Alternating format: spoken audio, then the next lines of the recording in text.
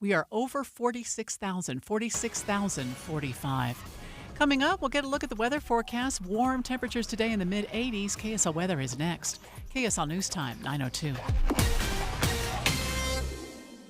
Mornings are for recharging. And they're for starting your day right. We volunteer to join you in the car. Get news and weather at 102.7 FM during the most important part of your day. Andy and Amanda, each morning between 5 and 9 on KSL News Radio. Fall is football season. Hi, this is Doug Wright. You know me as Utah's Mr. Sports, and I know that nothing goes better with fall football than looking forward to a delicious meal after the game at Ruth's Chris Steakhouse.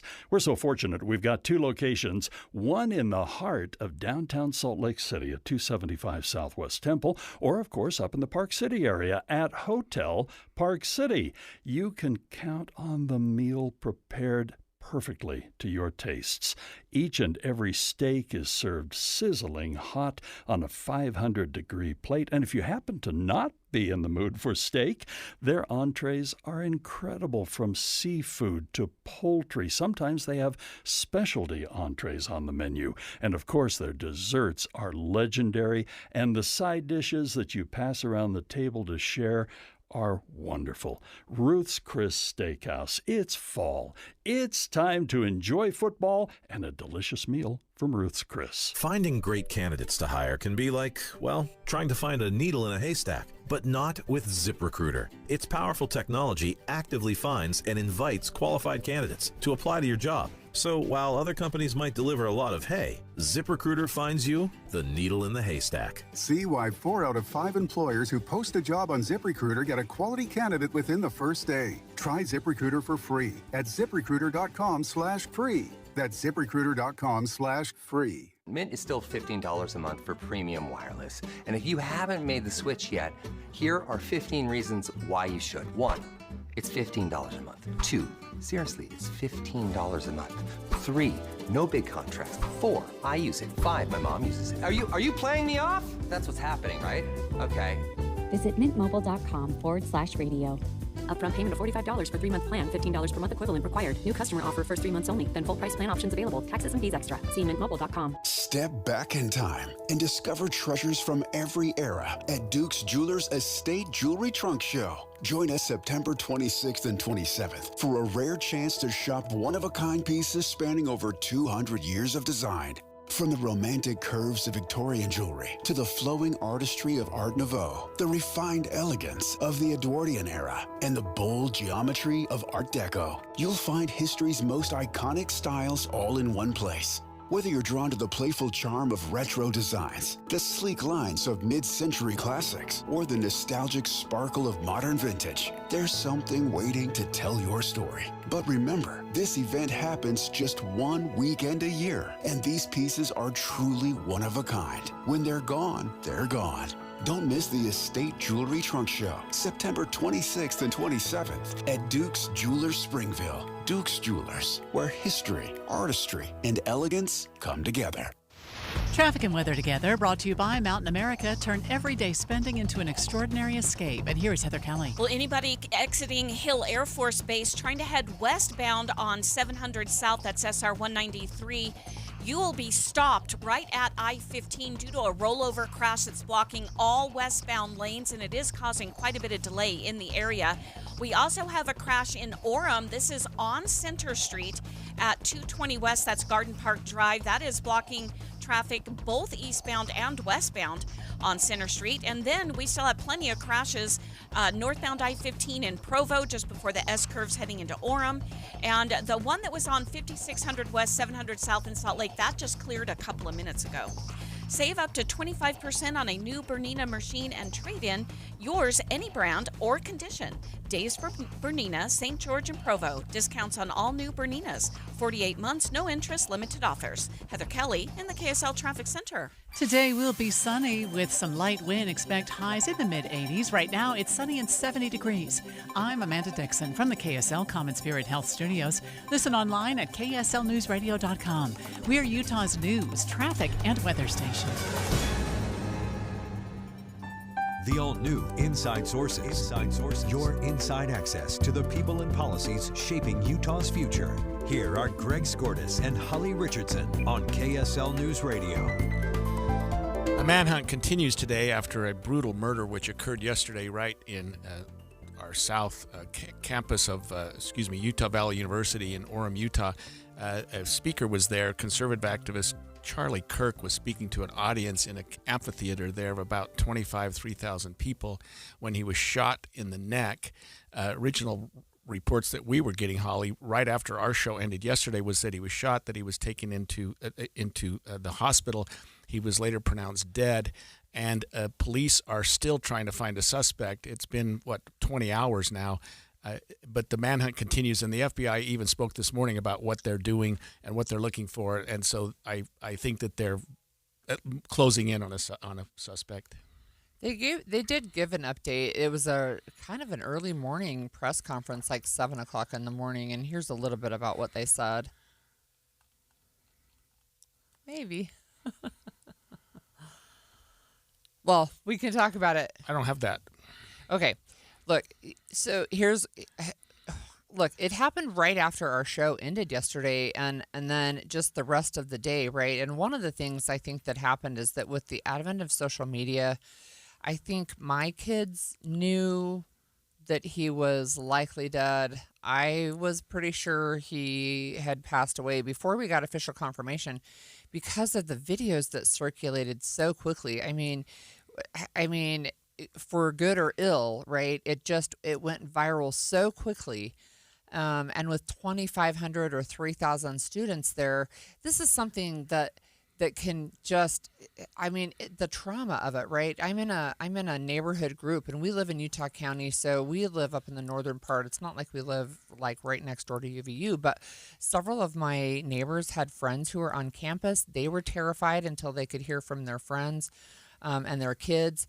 They talked about one of them leaving their child's stroller behind, that they were there with their 2-month-old and their spouse, and they just scooped up the baby and ran. I mean, just really, really terrifying yesterday. You talked about what the FBI said in their press conference this morning. I wanted to play that.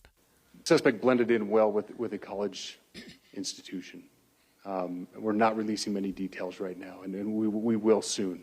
But right now we're not. But that individual appears to be of college age. We are confident in our abilities to track that individual. If we're unsuccessful in identifying them immediately, we will reach out for the public health and the media's help in pushing those photos. That was a new development overnight, working through the night, studying those cameras. So that's something that's new and that we're working through right now. As far as the security, I cannot speak to that. Neither the Department of Public Safety nor the Federal Bureau of Investigation was involved in the planning or security of this event, and that'll have to be a question later for other agencies. We also learned from that press conference this morning, Holly, that the police found in a field near the campus a high-powered bolt-action rifle, which they believe is the murder weapon. They described it as a high-powered bolt-action rifle. They also found on the rifle a palm print, a sort of a print from a forearm, a mark from a forearm on the gun, and they found some evidence of footwear. They found some footprints near there. So they're getting information. They're getting more and more evidence with respect to the suspect. They did say, as we just heard, that he blended in well with a college institution, meaning he was of college age and a young man. Yeah. You know, one of the things, too, that stood out to me at this morning's press conference is that they pointed out that they had 2 people of interest. And, in fact, they clarified these weren't even suspects, but 2 people of interest that they talked to yesterday. Both have been released since then. One of the people is somebody who's well known to attend political events, but not somebody who would have been the shooter. And, of course, they confirmed that this wasn't the shooter. But look, I mean, we have to talk about, we just have to talk about their reaction. So not only is this national news, it's international news, right? It's Utah, but it's just huge. In fact, when I put together my newsletter both last night and this morning, it was the lead story on every single news organization that I looked at. Lead story. Here's more from FBI Special Agent in Charge Robert Bowles. We are and will continue to work nonstop until we find the person that has committed this heinous crime and find out why they did it.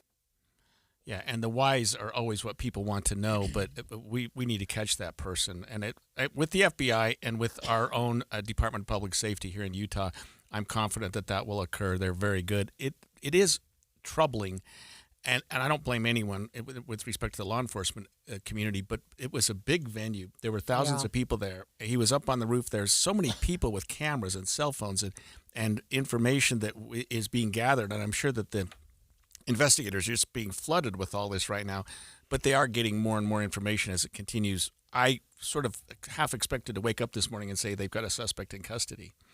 Yeah, I'm not. I don't know. Look, there was a politically motivated shooting in Minnesota not too long ago, and a couple of people lost their lives, if you remember that. But I think that was the scenario where they zeroed in on this suspect by using high tech, right? They were using infrared at night to see where there was body heat. They were using trail cameras, if I remember correctly, and they were able to surround this person. One of the things, again, that stands out to me about this, there was a single shot fired. Right. One shot. Yeah, from a high-powered rifle from it appears to have been about 200 yards away from the rooftop of a building adjacent to that. And it would have been, I mean, you're talking about, well, there were a lot of people there and they all had cell phones. Yeah, but it was behind the people, right? They were facing Charlie, who was sitting there talking and starting to take questions. And we're going to address the safety issue a little bit later in the show and what could have been done. And 20/20 hindsight, right? We always have that. But I want to know from you, what was your response? What was your family's response? My first response was, please tell me this did not happen here in Utah. I mean, we're not like that. And UVU is such a wonderful campus, and it was the perfect venue for this speaker. And we'll talk more about him later too. My kids, who are very liberal, they both live out of state, just texted me and said, "Dad, what's going on? This is horrible." I mean, horrible. My son's a doctor, and he looked at the video and he said it made me nauseous. I mean, he's a doc. He's in surgery every day, and my daughter, who's very left-leaning, is like, no. I mean, this man had every right to be speaking, whether you agree with what he says or not. This is horrible, and it's a black eye for Utah. Yeah, and I think just the response has got to be shock, right? You don't expect to go to an event or even read about an event, right, of somebody who's exercising their right to free speech. That's a First Amendment right that we believe in our country, and say, look, even if I don't agree with what you're saying, if I don't agree with your political ideology, or it could be religion or anything else, I think you have the right to share those opinions. And one of the things that Charlie Kirk did very well was really create a movement among young people in the United States. He had a huge following. Right. And when we come back after the break, we'll talk about remarks from our own governor and learn more about the victim in this horrible shooting yesterday, Charlie Kirk. We'll be right back. Amanda, I'm always on the hunt for a deal where I get the highest quality for the best price. I mean, that's what everybody wants, right? But Bedrock Quartz delivers that. They give you the highest end countertops and backsplashes and bathrooms and tiles and all of those things. And right now, you can get the best price ever on what they have. I love that they've extended this friends and family discount through the month of September. So you literally will pay what an employee of Bedrock Quartz would pay through the month of September. And they did 2 bathrooms at our old place and 1 in our new place. And Andy, there's just nothing like getting in a shower that is as beautiful as it can be with Bedrock Quartz. If you're in your home and you're not looking to move, but you can still make it feel like new with new countertops or new bathrooms. So right now, when you go into their showroom, the price on the showroom is what it is installed, no additional markup. And that's true whether it's quartz or quartzite or granite or marble. And they have 100 different options to choose from. So you'll find something you fall in love with. They're a 4th-generation, family-owned countertop company headquartered in Utah since 1976. Check them out online at bedrockquartz.com. Do you worry about how much someone drinks? Do you feel angry or depressed most of the time? Do you feel neglected or unloved? Do you feel you attract people who tend to be compulsive or abusive? Do you have money problems because of someone else's drinking? Are you afraid or embarrassed to bring your friends home? Do you feel that if the drinker loved you, she or he would stop drinking? If you answered yes to any of these questions, you are not alone. More than half of all adults have a family history of alcoholism. Not everyone trapped by alcohol is an alcoholic. Families and friends are suffering too. Al-Anon and Alateen can help. Call 1-866-200-0223 or visit alanon.org/help. The Social Security Administration just announced they are now projected to run out of money 1 year earlier than expected. Benefits could be cut by as much as 23%, and the average person could lose more than $100,000 in lifetime income. This news could significantly change when you file for Social Security. Discover how you could get every penny out of your benefits with a free Social Security analysis from Boss Retirement Solutions. If you've saved more than $300,000 and have not filed for Social Security, schedule your free analysis now by calling 801-896-9622. This free, customized analysis could help you get every penny out of Social Security. Call 801-896-9622. That number again, 801-896-9622. Boss Retirement Solutions is not affiliated with the Social Security Administration. Hey guys, it's Woodrow from Mint Medical Clinic. Are you struggling with ED? Well, you are not alone, and now there's a real solution that treats the root cause, not just the symptoms. Introducing our Trifecta approach, a breakthrough combination of acoustic wave therapy, hormone replacement, and cryotherapy, all designed to restore blood flow, boost performance, and rebalance your hormones. Whether it's ED or hormonal imbalance, if you're ready to reignite your love life, this treatment helps bring back your energy, your drive, and your confidence. And right now, when you call, you'll receive a free consultation, a blood flow ultrasound, and an intimacy gift. That's a $650 value, absolutely free. And here's the bonus. The next 20 callers will also receive a 5-night stay at a luxury resort in Hawaii just for taking the first step. But you must call now. With 2 convenient locations in Layton and Sandy, help is closer than you think. Call 801-804-8000 now. That's 801-804-8000. Mint Medical Clinic. We'll get you back to mint condition. Hi, it's Tori DeVito. In every family, small conversations can make a big impact. Like when my dad shared his experiences as an alcoholic. Your honesty about that part of your life gave me a sense of integrity that I wanted to uphold in my own life. I wanted you to know from someone who's been in recovery more than 30 years now that hard work is what creates success, not alcohol or other drugs. I said it a lot, and I'm glad you took it to heart. Talk, they hear you. For more information, visit underagedrinking.samhsa.gov. At Peach Windows and Doors, they help homeowners stay in the homes they love while upgrading to the elegance, efficiency, and natural light of today. With hundreds of 5-star Google reviews, their clients know Peach Windows and Doors deliver what they promise. I wanted to replace standard-size French doors with a large custom sliding door. The update required checking a weight-bearing wall. Plus, I wanted a couple of different styles of windows. The new sliding door created a much brighter and open look. Peach was so helpful along the way with recommendations and ideas, and the installers were efficient and respectful of my space. I was thrilled with Peach Windows and Doors. Give your $1 million home the $1 million feel it deserves. Don't wait on that someday project. Visit Peach Windows and Doors Salt Lake Showroom. Schedule a free in-home visit. You can also explore at peachwindowsanddoors.com or just call them at 801-566-1255. Peach Windows and Doors, where amazing home transformations begin. The new Inside Sources. Following up on the horrible shooting yesterday of Charlie Kirk at Utah Valley University about noon or shortly after noon yesterday, this morning, Bo Mason, the new commissioner of Utah Department of Public Safety, shared some thoughts and some breakthroughs about what happened overnight. Through all that work last night, we were able to make a few breakthroughs.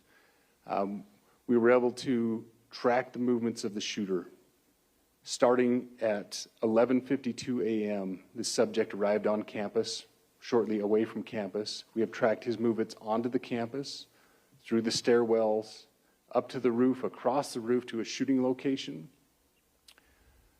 After the shooting, we were able to track his movements as he moved to the other side of the building, jumped off of the building, and fled off of the campus and into a neighborhood.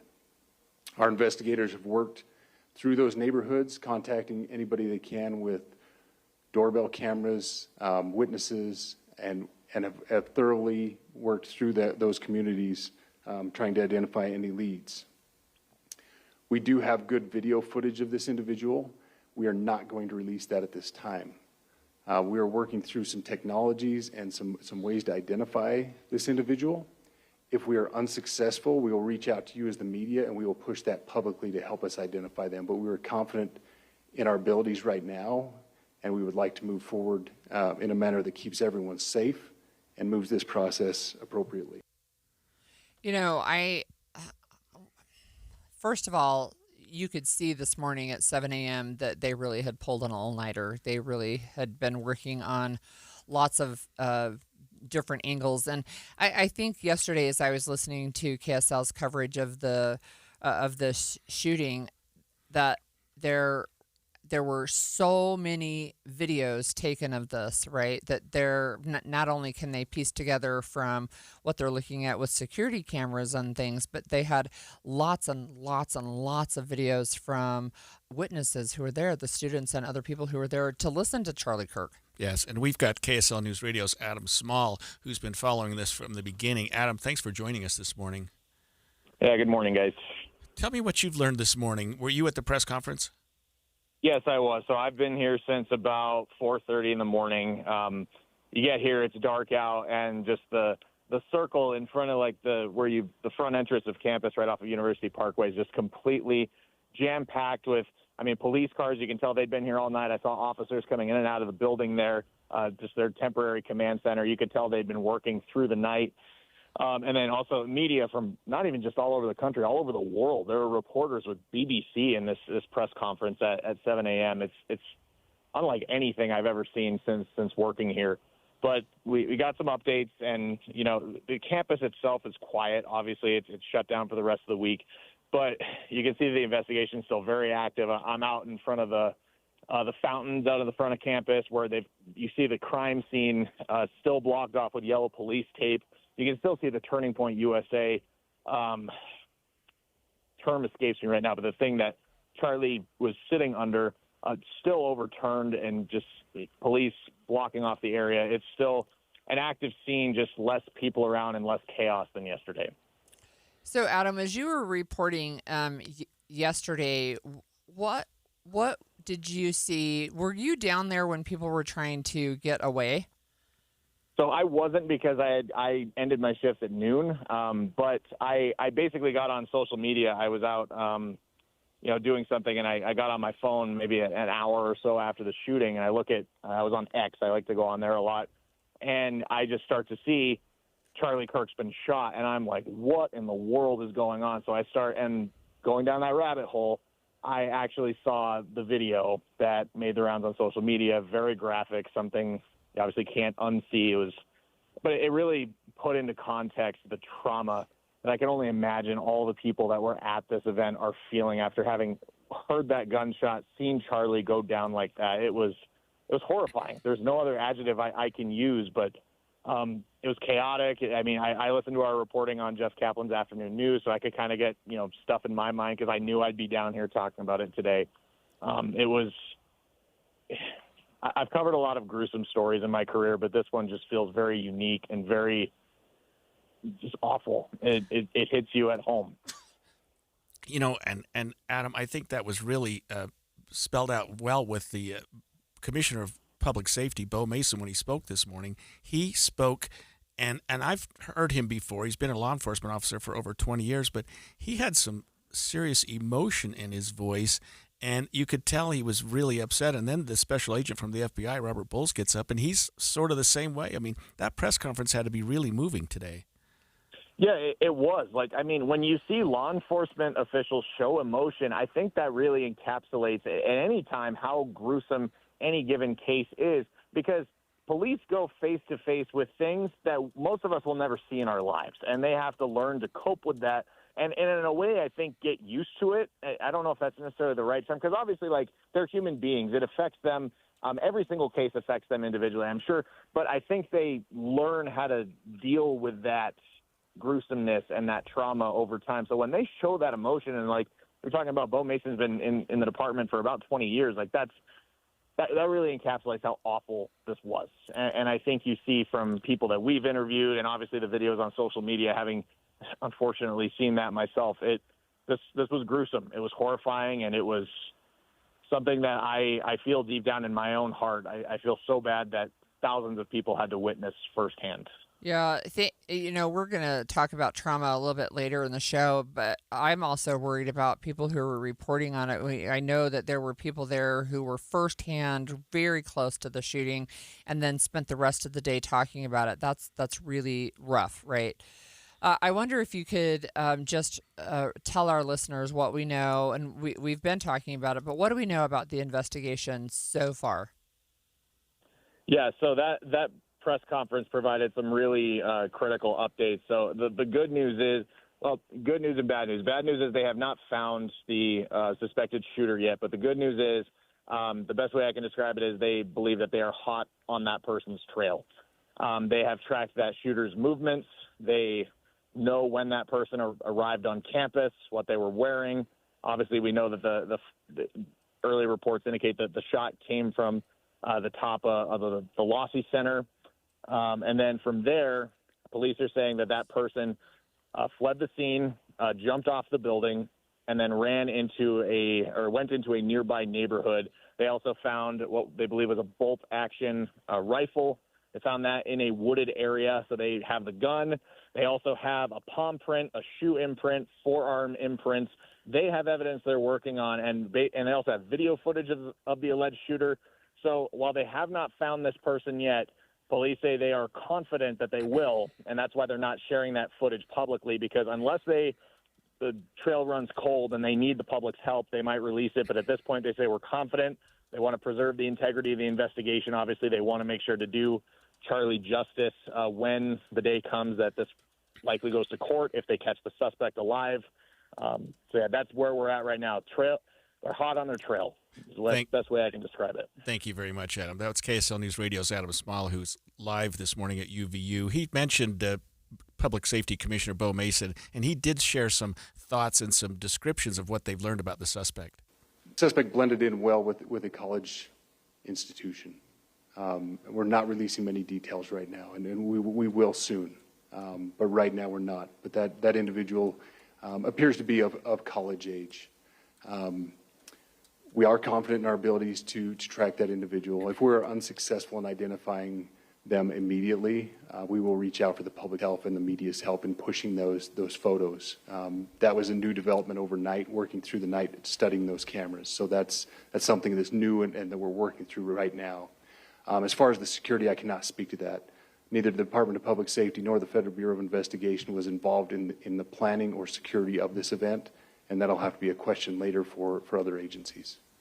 Yeah, that was a moving press conference this morning. And UVU, you mentioned earlier, Holly, that UVU is closed today, that there's nothing going on at the campus today, which makes a tremendous amount of sense. I think that whole quadrant over there is a crime scene right now. Scene, yeah. And especially where the shooter was on top of another building a couple hundred yards away. They're doing a thorough investigation, and they've tracked his actions. And I'm not familiar with what field or what open space would be near that campus, but they found a gun there. We'll talk about more of that investigation and where it's going to lead and what we can expect in the next day or two when we come back. 9:30 at KSL News Radio. I'm Amanda Dixon. KSL's top story: a vigil at the Utah Capitol building has been held to remember the life of political activist Charlie Kirk. Hundreds of people gathered at the Capitol building in Salt Lake. When a prayer was offered, they held hands. Many remembered Kirk as a patriot and a passionate young man who stood for what he believed in. Representative Carrie Ann Lisenby spoke about violence. This was political violence. It was an attack not just on Charlie, but on the very freedoms that make America what it is. Many spoke about the need for the nation to come together and to be better going forward. The Associated Press is reporting President Trump plans to award the Presidential Medal of Freedom to Charlie Kirk. Our top national story this hour from ABC News. Opening statements begin this morning in the trial for the man accused of trying to assassinate President Trump last year. Ryan Ruth is representing himself in the trial. ABC's Peter Haralambous has more. It could really lengthen this because theoretically him objecting to everything or him running into legal issues throughout the day could really throw a damper on the speed of things. Alternatively, this also could mean that he presents a much shorter case. You know, functionally, he's someone who doesn't have any legal experience. His attempt to argue has been shot. A lot of his arguments have been shot down by the judge. So it might really significantly curtail his defense. A jury of 5 men and 7 women has been seated. Your money at this moment. The Dow is in record territory, up 589 points. We're at 46,079. Coming up, we've got warm temperatures today in the 80s. KSL weather is next. KSL News Time, 9:32. A reminder about the simplest way to get updated for your day. Hit your KSL preset when you jump in the car, and we'll take care of the rest. Hear key news updates and traffic reports. Andy and Amanda from 5 to 9 in your car. KSL News Radio at 102.7 FM. Tim Jr. here from RGS Exteriors. I want to tell you about our famous "You Don't Need a Warranty" warranty. That's right. It's a warranty you don't need, but we give it to you anyway. Let me explain. Most warranty problems for siding, gutters, and windows are caused by not installing stuff right in the first place. If you rush the work, cut corners, or use subpar materials, you're just begging for problems later. At RGS Exteriors, we don't tolerate careless workmanship. We slow down, focus on every detail, and use only the best materials. We prevent warranty work by doing the job right in the first place. That's why the 10-year everything guarantee we give you is also known as our "You Don't Need a Warranty" warranty. We absolutely will be there if you need to use it. But honestly, you probably will never have to. Done right the first time. That's the RGS way. For siding, gutters, and windows, call 801-280-3110 or visit us at rgsexteriors.com. I'm Jordan Wilcox, your Utah tax attorney.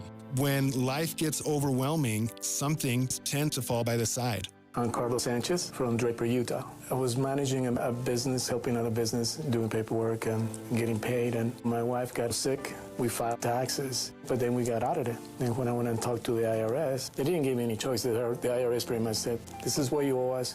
When are you going to pay us?" And we're talking quite a bit. But every time I drive, I listen to the radio.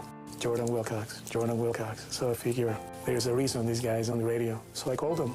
Put an end to IRS collection and aggression today. The amount that the IRS came up with, close to $250,000, and the offer in compromise was about $7,600. That's it. This is Utah tax attorney Jordan Wilcox. Let's solve your IRS nightmare. Visit endtaxworry.com. Go for it. The outcome, it was worth it. I'm okay. endtaxworry.com. You're listening to Leaf Filter Radio, and the guru of gutter protection himself, Chris Coonahan, is here to take your most pressing leaf-related questions. Hey, everybody, Chris here. I understand we have Ron on the line. Ron, where are you calling from? Uh-oh. Ron, are you calling from a ladder? Well, I was. I wanted to ask Chris what I need to do to get my gutters ready to have Leaf Filter installed. Oh, Ron, you don't have to do anything. A Leaf Filter Trusted Pro will come out and clean out your gutters, realign and seal your gutters, and install Leaf Filter, America's #1 gutter protection system. So I didn't need to get on this ladder? Ron, Leaf Filter Trusted Pros are in your neighborhood and ready to help. Just visit leaffilter.com/deal to schedule your free gutter inspection and get up to 30% off. Thank goodness. What was that site? That's leaffilter.com/deal for your free gutter inspection today. See representative for warranty details. Promotion is 20% off plus a 10% senior or military discount. One discount per household. Traffic and weather together brought to you by Mountain America. Turn everyday spending into an extraordinary escape. And here's Heather Kelly. Well, the good news is all the crashes we had in Utah County northbound I-15 have cleared, but it's still a bit of a struggle for people trying to get out of Lehigh over the point of the mountain. Traffic's still pretty slow through that stretch. And then earlier rollover crash we had in Clearfield, that is gone. The car that rolled is gone. But the right lane heading westbound on 700 South, right at I-15, that right lane is still closed for police to investigate the rollover, so only one left lane is available. And then we're still dealing with a crash in Orem on Center Street at Garden Park Drive. That is blocking a lane both eastbound and westbound. Traffic is looking pretty good on most of the other major roadways across the Wasatch Front. The 9th annual My Gluten-Free World Expo is being held September 26th and 27th at the Mountain America Expo Center in Sandy. Come see over 100 vendors showcasing the best of gluten-free.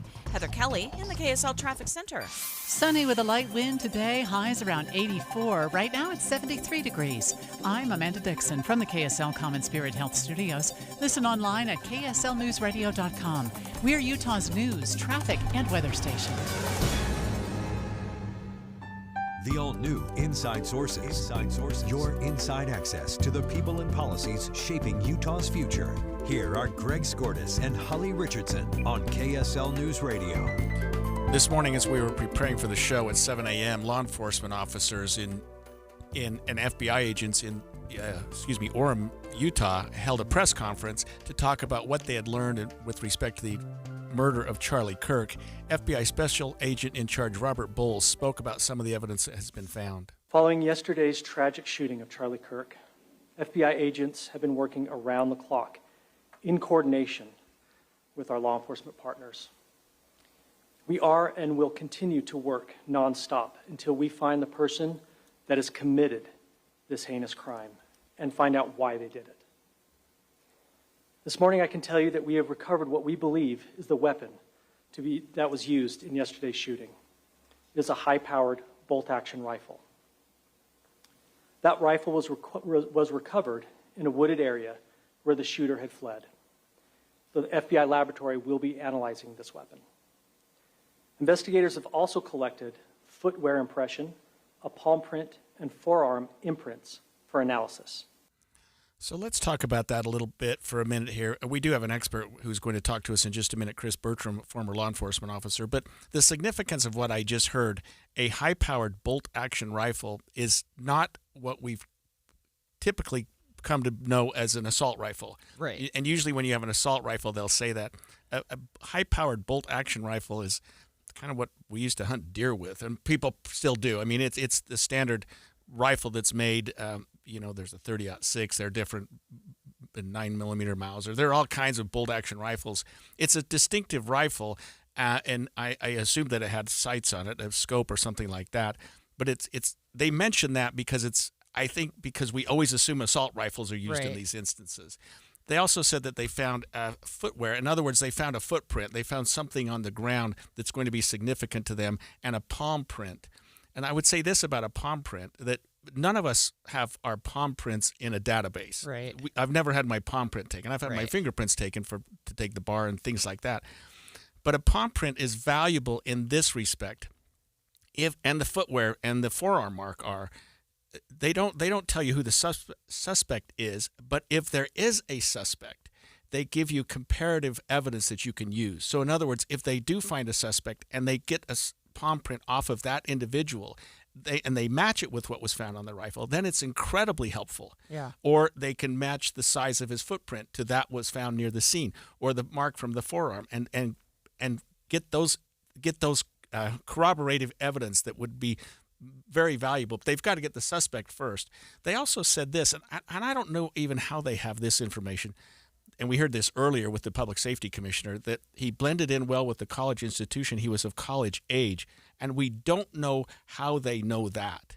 You know what I mean? I mean, they do have some surveillance, but from what I've seen, it's a dark figure on the top of a building. Well, I think that we know that they're choosing not to release some of the video evidence that they have. And let's talk about it after we listen to this clip. We do have good video footage of this individual. We are not going to release that at this time. We are working through some technologies and some ways to identify this individual. If we are unsuccessful, we will reach out to you as the media and we will push that publicly to help us identify them. But we are confident in our abilities right now, and we would like to move forward in a manner that keeps everyone safe and moves this process appropriately. Let's bring in Chris Bertram, former Unified Deputy Police Chief. Chris, thanks for joining us this morning. Thank you. And what can you tell us? I mean, I probably bungled my version of the investigation, but what can you tell us about what we're learning so far?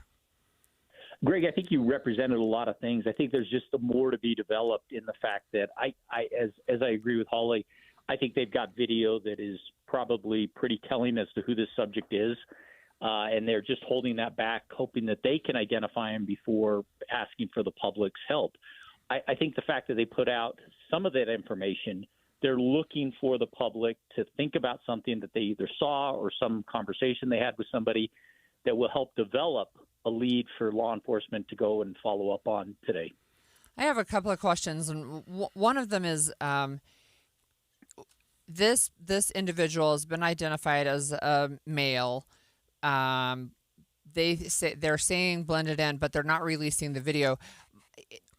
First of all, why would they not? And I'll just say my first impression would be so that they don't put out information where it's not the right person. We already have 2 people of interest who have been identified and released, and this morning they indicated that those people are under some public scrutiny. Yeah. Scrutiny would be a nice way to say it, right? That they've got some potentially danger even to themselves. So my first response for me personally is to say, well, that's to make sure they get the right guy. I think that's part of it, but I also think that they haven't. I think that there is technology, sources, and means that the FBI has available to them that we don't hear about, that they're probably utilizing to see if they could actually identify who this is, and not tip them off. I also believe that if the FBI believed that there was a significant public safety risk at this moment, they would put the video out because they would want the public's help. I think at this point they believe that there is not the significant public safety risk, and that they're going to be able to, in the next few hours, 24 hours, hopefully no longer than 48 hours, identify who this individual is and take them into custody. And I think that the information they put out today is what they think the public may help them with. Let the FBI use their sources and means for the next few hours to see if that helps. But if they don't have it by the end of the day, I could see them putting that information out. It generates, when you put videos like that out, it generates a lot of leads. And I imagine that with the state, local, and federal resources they have, investigators and analysts able to take all the leads that they're going to get in, because I think they're going to get 1,000 leads today based on what they put out. If they put video out, they're going to get probably 10,000 leads. There's going to be a lot of people that are going to identify, of which some of those leads are going to be very accurate as to who that person probably is. Chris, as a former detective and an investigator, what does it tell you that the suspect dropped the gun in a place that seemingly was fairly easy to track down? And maybe it wasn't, but they found it fairly quickly. Does that tell you anything?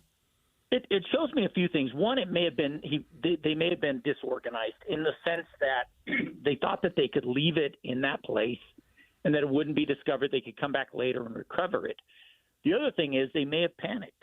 As they left the area, their plan may have been to take the gun with them. However, it would have looked odd going through that neighborhood carrying a rifle, and so they hid it, secreted it somewhere, and then we're going to come back and return and get it later. That would have been somewhat disorganized. I think it's interesting. Excuse me. As they we see some of the videos that have been released. If that is in fact the individual running after the shot on the roof, that tells me that individual probably had planned to just take one shot and then flee the area and escape. And that plan may have somehow deteriorated, and that's why they left the gun without taking it out of the area. So, Chris, can you stay with us over the break? I've got some questions about safety on campus. Yes. You're putting him on the spot there. I am putting you on the spot. Okay. Thanks, Chris. Yeah, we'll talk about on-campus safety when we come back. Thank you. Amanda, I'm always on the hunt for a deal where I get the highest quality for the best price. I mean, that's what everybody wants, right? But Bedrock Quartz delivers that. They give you the highest end countertops and backsplashes and bathrooms and tiles and all of those things. And right now, you can get the best price ever on what they have. I love that they've extended this friends and family discount through the month of September. So you literally will pay what an employee of Bedrock Quartz would pay through the month of September.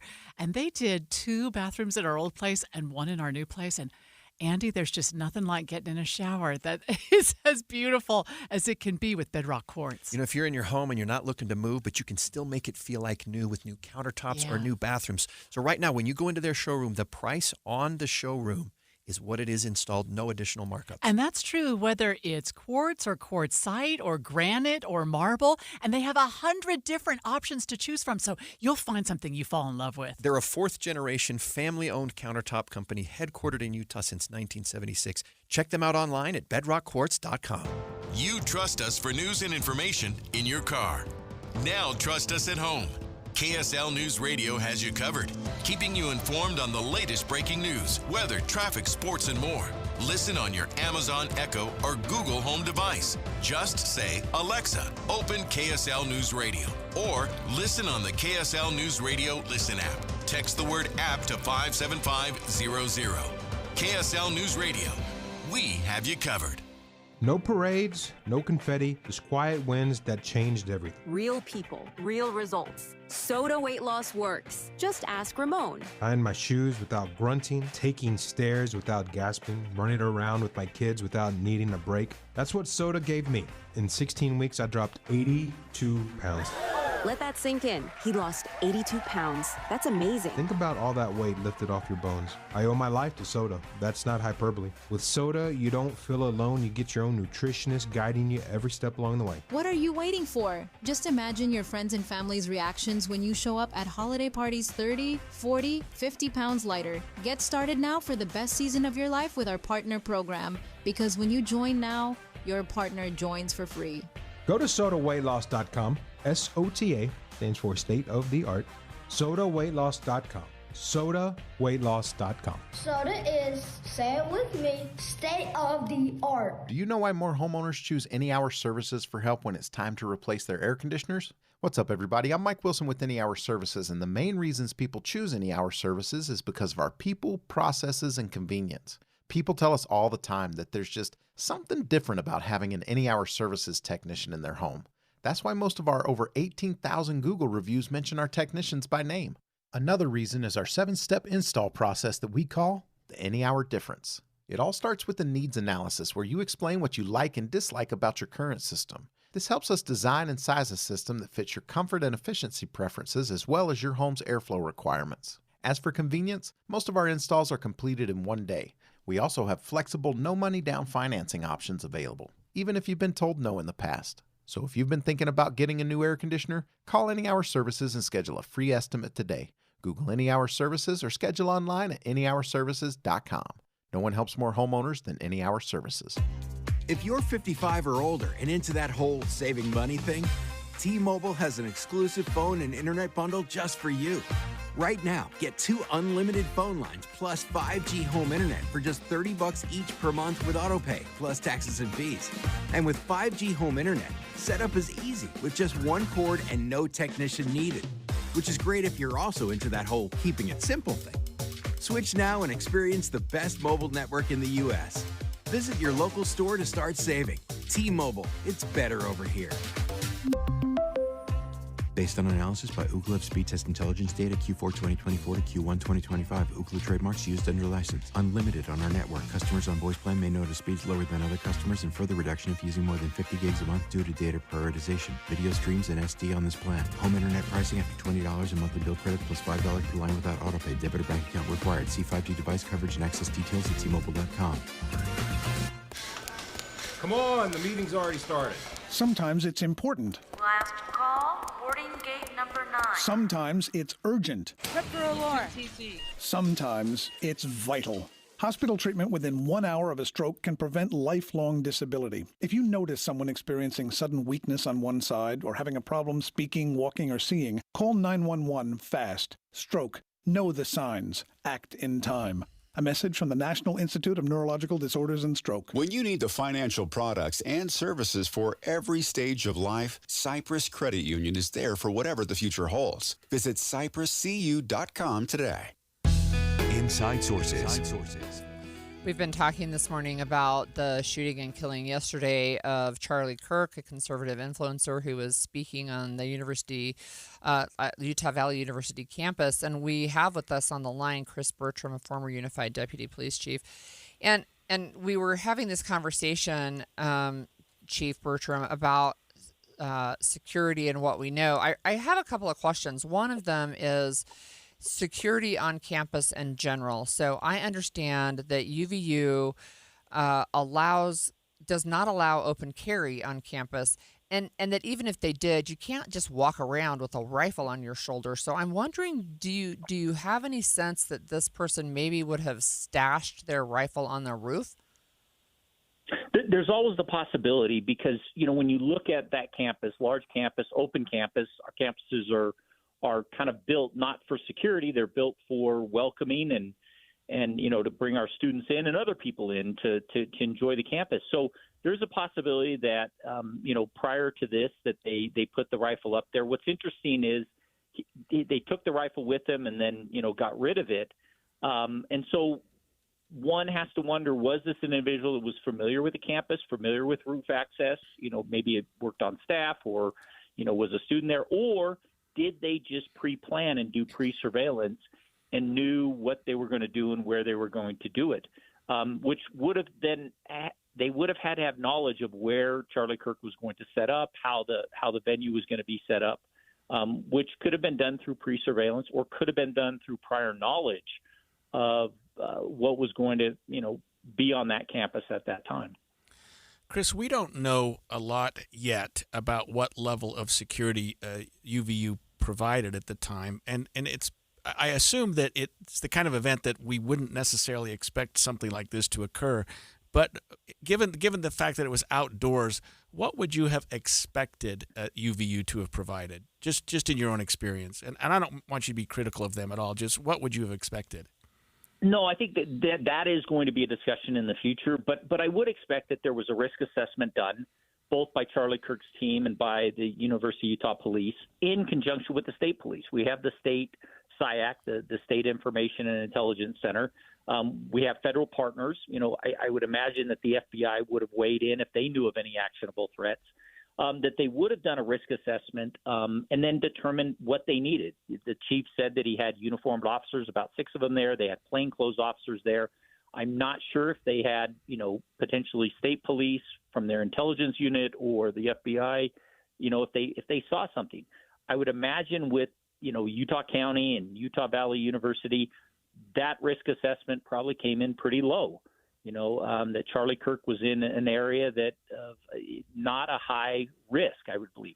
One of the unique things about that campus and where they were set up was there was a lot of elevated positions overseeing where he was. This was an amphitheater type setup, and there was a lot of elevated buildings that, I think in the future retrospectively will be, talked about, of whether those were secured. But if the threat assessment was very low or low, they may not have believed that they needed that. Although the controversy of Charlie Kirk coming to, anywhere tends to always have an element of risk. I would imagine, and again, it'll be dealt out and probably lessons learned on, unfortunately, for this tragic situation as to what, with planning, what planning, successes or failures in this case were there. Planning is always, for events like this, if they're predictable, and I think that Utah, and I've been involved in, with the Olympics and other things, we have a lot of experience in planning for these major type of events that go on, and not just, sporting events or the church conference twice a year, but, the Olympics and other big events. We've got a lot of planning, a lot of resources out there, and I think we do it very well. So one of my questions is, what is this going to look like moving forward? And you mentioned there's going to be a lot of, assessment and looking back, and, hindsight is 20/20, as people say. And I don't disagree that it would have been more secure if you had held the event inside in an arena. But even thinking about like college football games, right? So maybe you're screening going in, but does that mean now for every single college football game, now you're assessing for snipers on roofs, or what about drones, right? I wonder what this looks like for colleges in general. Do you have any sense about how much this might change things?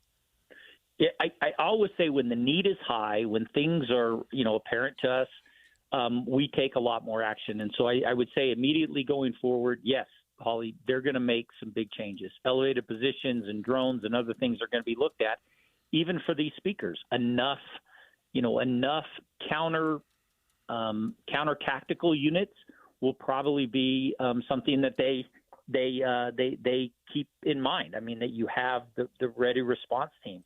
And that'll go on until we don't feel the need.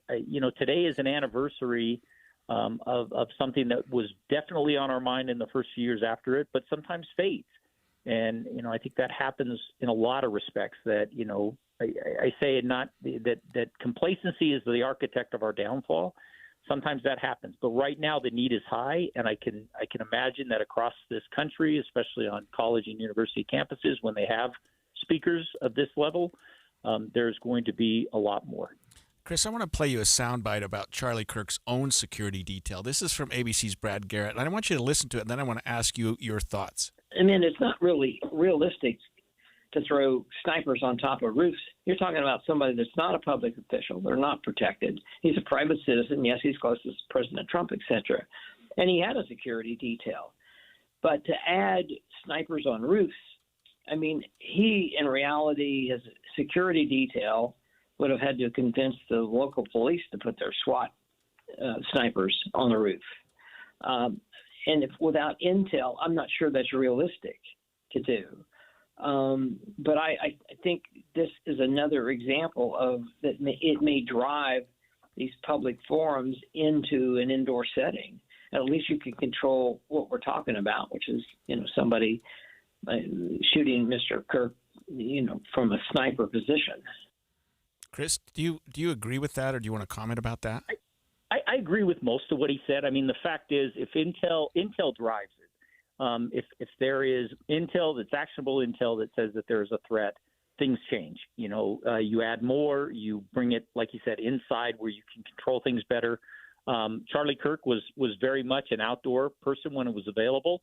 And I would say that. As for his team, I would not expect that his team would have counter snipers on roofs. That is not their responsibility. That would be the responsibility of local, state, federal partners. And so I think if the assessment, as he said, was there, they would have then requested that law enforcement, specifically well-trained like tactical unit, would at least have some resources on those roofs if they believe that was in fact something that was there, not his team.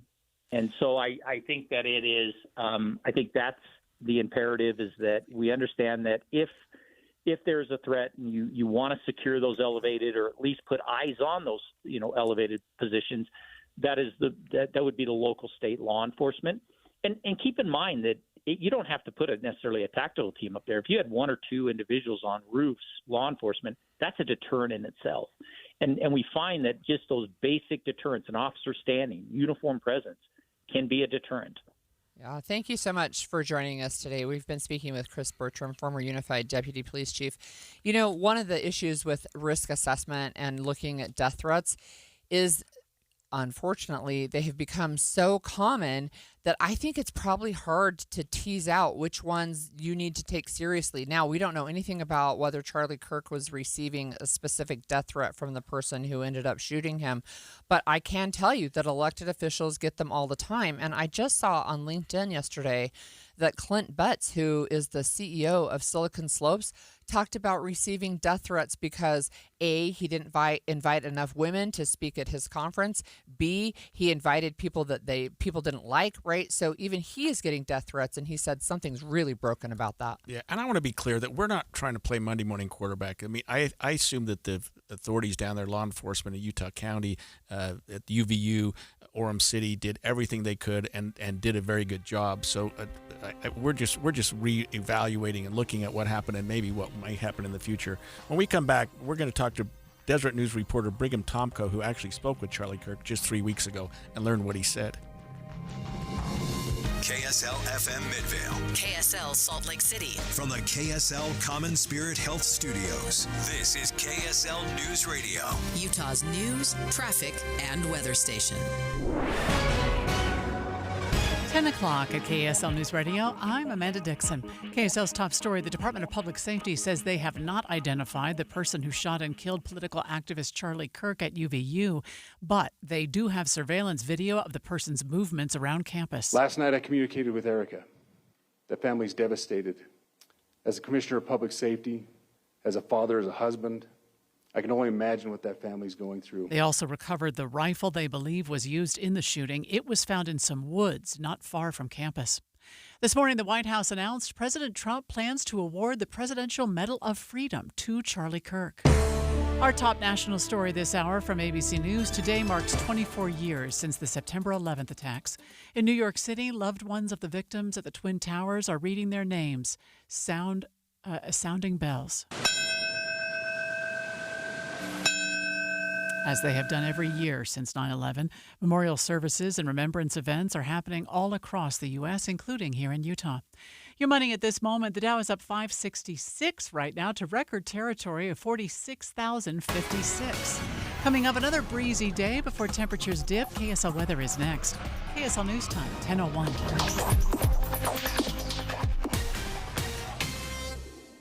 The sources where we get our news matters. When you listen to Utah's Morning News, we want you to feel the stories are important to you and trustworthy. This is Amanda Dixon. And I'm Andy Farnsworth. Join us weekday mornings on KSL News Radio. When you bundle renters and auto with Progressive, you can save while protecting your most valuable possessions. Like your really expensive limited edition sneakers and your new suit for your cousin's wedding. Except you never actually bought the suit because you can't stop buying sneakers. So you show up to the wedding looking like you're going grocery shopping. But hey, at least your sneakers will look good in the pictures. Until you're cropped out of every last one of them. So go ahead and get Progressive, so you can save while protecting the things that matter to you. Progressive Casualty Insurance Company and affiliates and other insurers. Not available in all states or situations. This is the story of the one. As a custodial supervisor at a high school, he knows that during cold and flu season, germs spread fast. It's why he partners with Grainger to stay fully stocked on the products and supplies he needs, from tissues to disinfectants to floor scrubbers. Also that he can help students, staff, and teachers stay healthy and focused. Call 1-800-GRAINGER, click Grainger.com, or just stop by. Grainger, for the ones who get it done.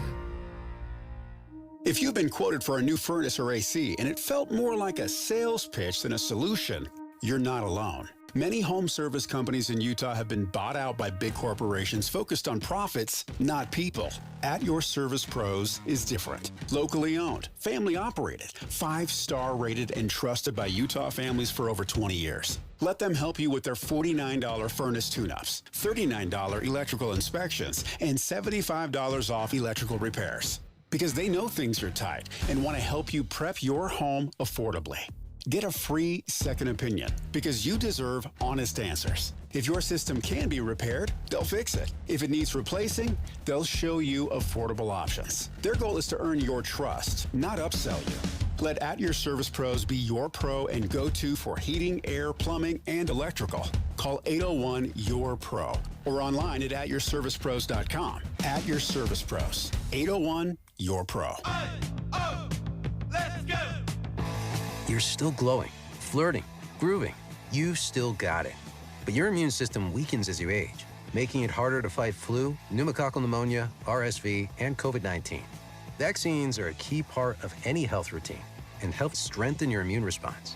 Ask your doctor or pharmacist which vaccines you need. Schedule in minutes at vaxassist.com. Sponsored by Pfizer. This is the story of the one. As a maintenance supervisor at a manufacturing facility, he knows keeping the line up and running is a top priority. That's why he chooses Grainger. Because when a drive belt gets damaged, Grainger makes it easy to find the exact specs for the replacement product he needs. And next-day delivery helps ensure he'll have everything in place and running like clockwork. Call 1-800-GRAINGER, click Grainger.com, or just stop by. Grainger, for the ones who get it done. Traffic and weather together, brought to you by Mountain America. Turn everyday spending into an extraordinary escape. And here is Heather Kelly. We've got a new crash on Bangerter Highway. This is northbound in Taylorsville in the road construction zone right near 4700 South. It is over on the left shoulder, and there's not quite enough traffic to really cause any type of delay.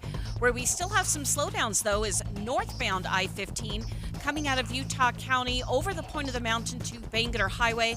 But that's the only delay I'm seeing on a major freeway at this point.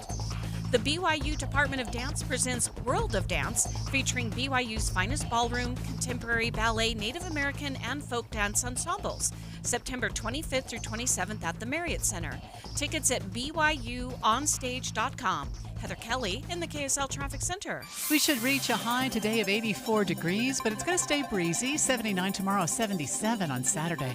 Right now, sunny and 75 degrees. I'm Amanda Dixon from the KSL Common Spirit Health Studios. Listen online at kslnewsradio.com. We're Utah's news, traffic, and weather station.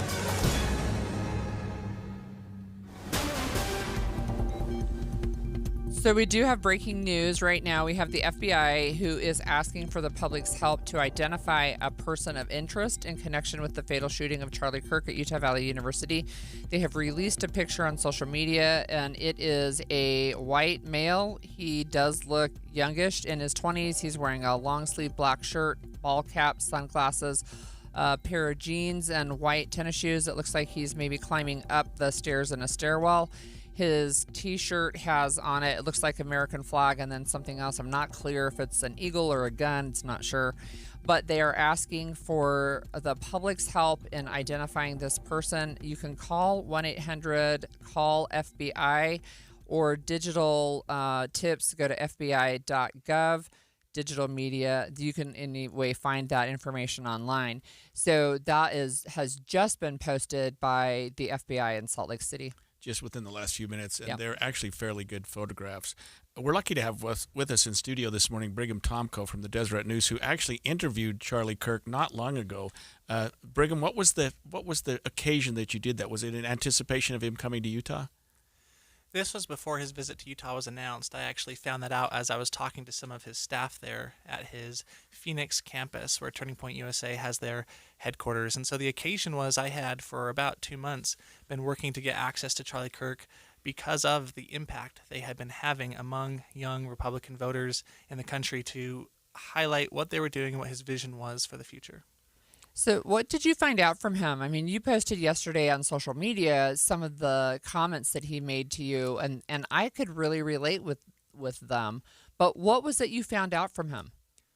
What people think of when they hear the name Charlie Kirk or see one of his clips pop up on their social media feed is short, straight to the point rebuttals and debates on college campuses, often shutting down people or quote-unquote owning the libs. What surprised me in my conversations with him is that his objectives were focused on institutions and individuals.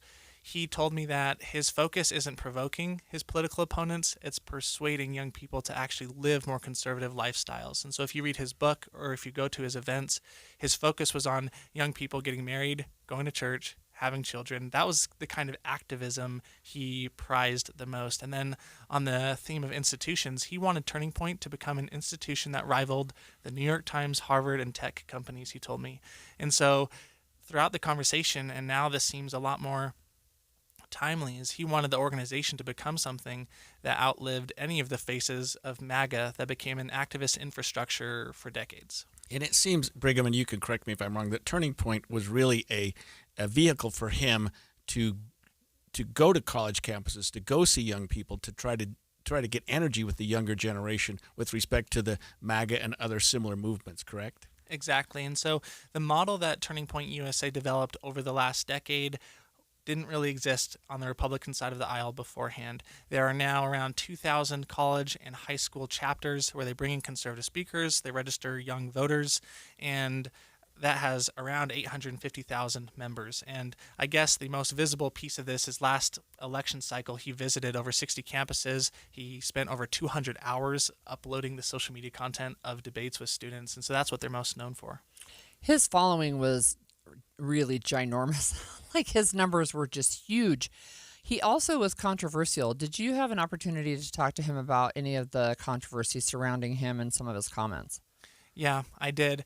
And the way Charlie Kirk saw his mission and what he did was carrying out something he found scriptural basis for, which was boldly speaking truth regardless of the outcome, and understanding that often a consequence of speaking truth is division. In his book, he actually likened himself to Jesus Christ, saying, I came to bring a sword. And so I asked him about this, and he said that peacemaking is his goal, but part of peacemaking is not beating around the bush. Wow. It seems like there was quite an embrace between he and Trump, even before the election. And it started, Brigham, as long ago as when Trump was president number 45. You know what I mean? He's just a young guy, but he's a real activist. And he had this conservative bent for many years and somehow attracted MAGA and somehow attracted Trump to his movement in a way that was really persuasive.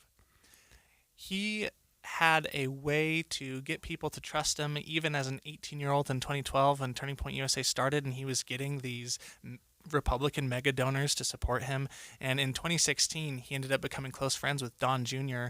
and in 2020, heading up the Students for Trump outreach for the campaign. And so we see him being one of Trump's innermost circle, or a member of Trump's inner circle since that time, advising him on cabinet picks, even the vice presidential pick. He was one of the big voices supporting J.D. Vance. Yeah, that's interesting. Speaking of J.D. Vance, we're hearing that he's going to come to Utah today. Do you have any insight on that?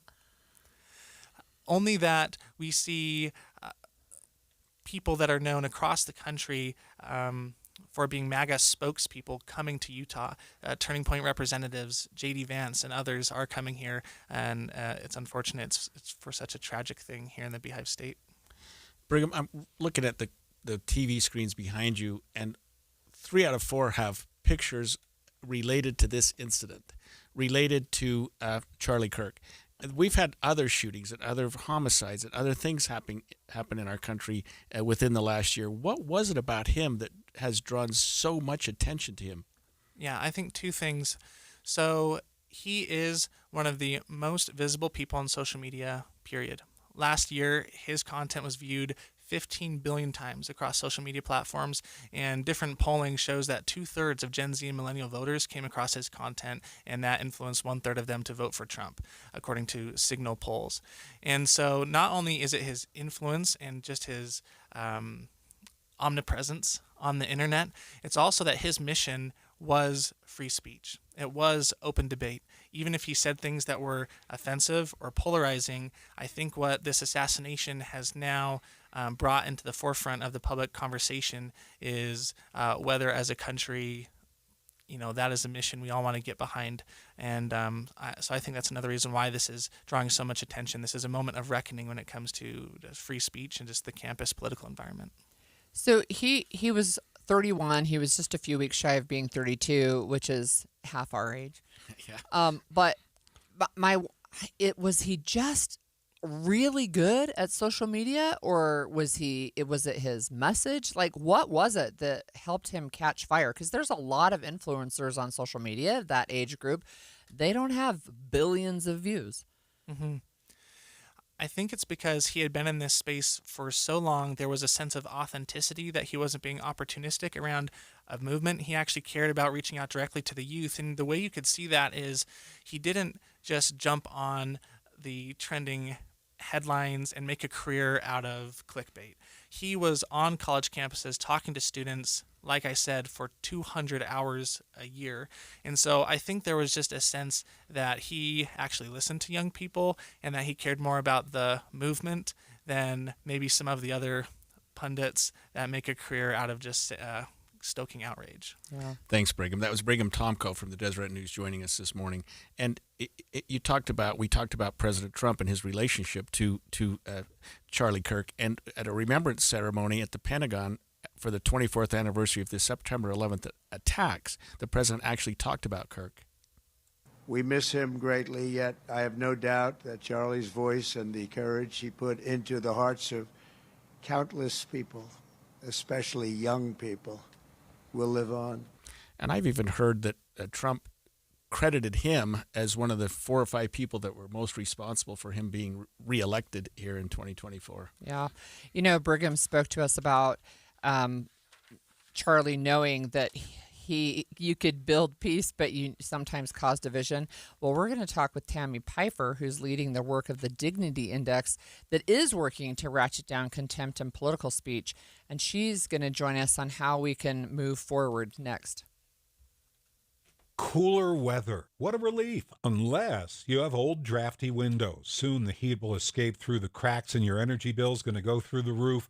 So now's the time to call Advanced Window Products and get brand new state-of-the-art custom windows and frames at factory direct pricing. The factory is right here in Salt Lake City, where they've been building precision windows since 1986, and you're going to save a lot of money since there's no middleman markup. You save 30, even 40% on your new windows. Even better, call now and they'll give you an extra $2,500 off on 10 windows or more. Double pane argon-filled windows with a low-energy triple coating, any style, any color, and Advanced Windows gives you a lifetime warranty. If you have an issue, they're not 10 states away. They're right here in town, and they offer 0% 60-month financing. So make the call now. Get $2,500 off. 801-850-9100. That's 801-850-9100, or go to advancedwindows.com. The Utah RV Super Show, the premier RV event of the year, is back at the Mountain America Expo Center Thursday, September 11th through Sunday, September 14th. Come see new 2026 models and special closeout pricing on all 2025 models. The Utah RV Super Show is offering family passes Thursday, September 11th for $10 per family. Unplug from distractions and plug into family at the Utah RV Super Show. Discount passes at UtahRVSupershow.com. Ooh, ma.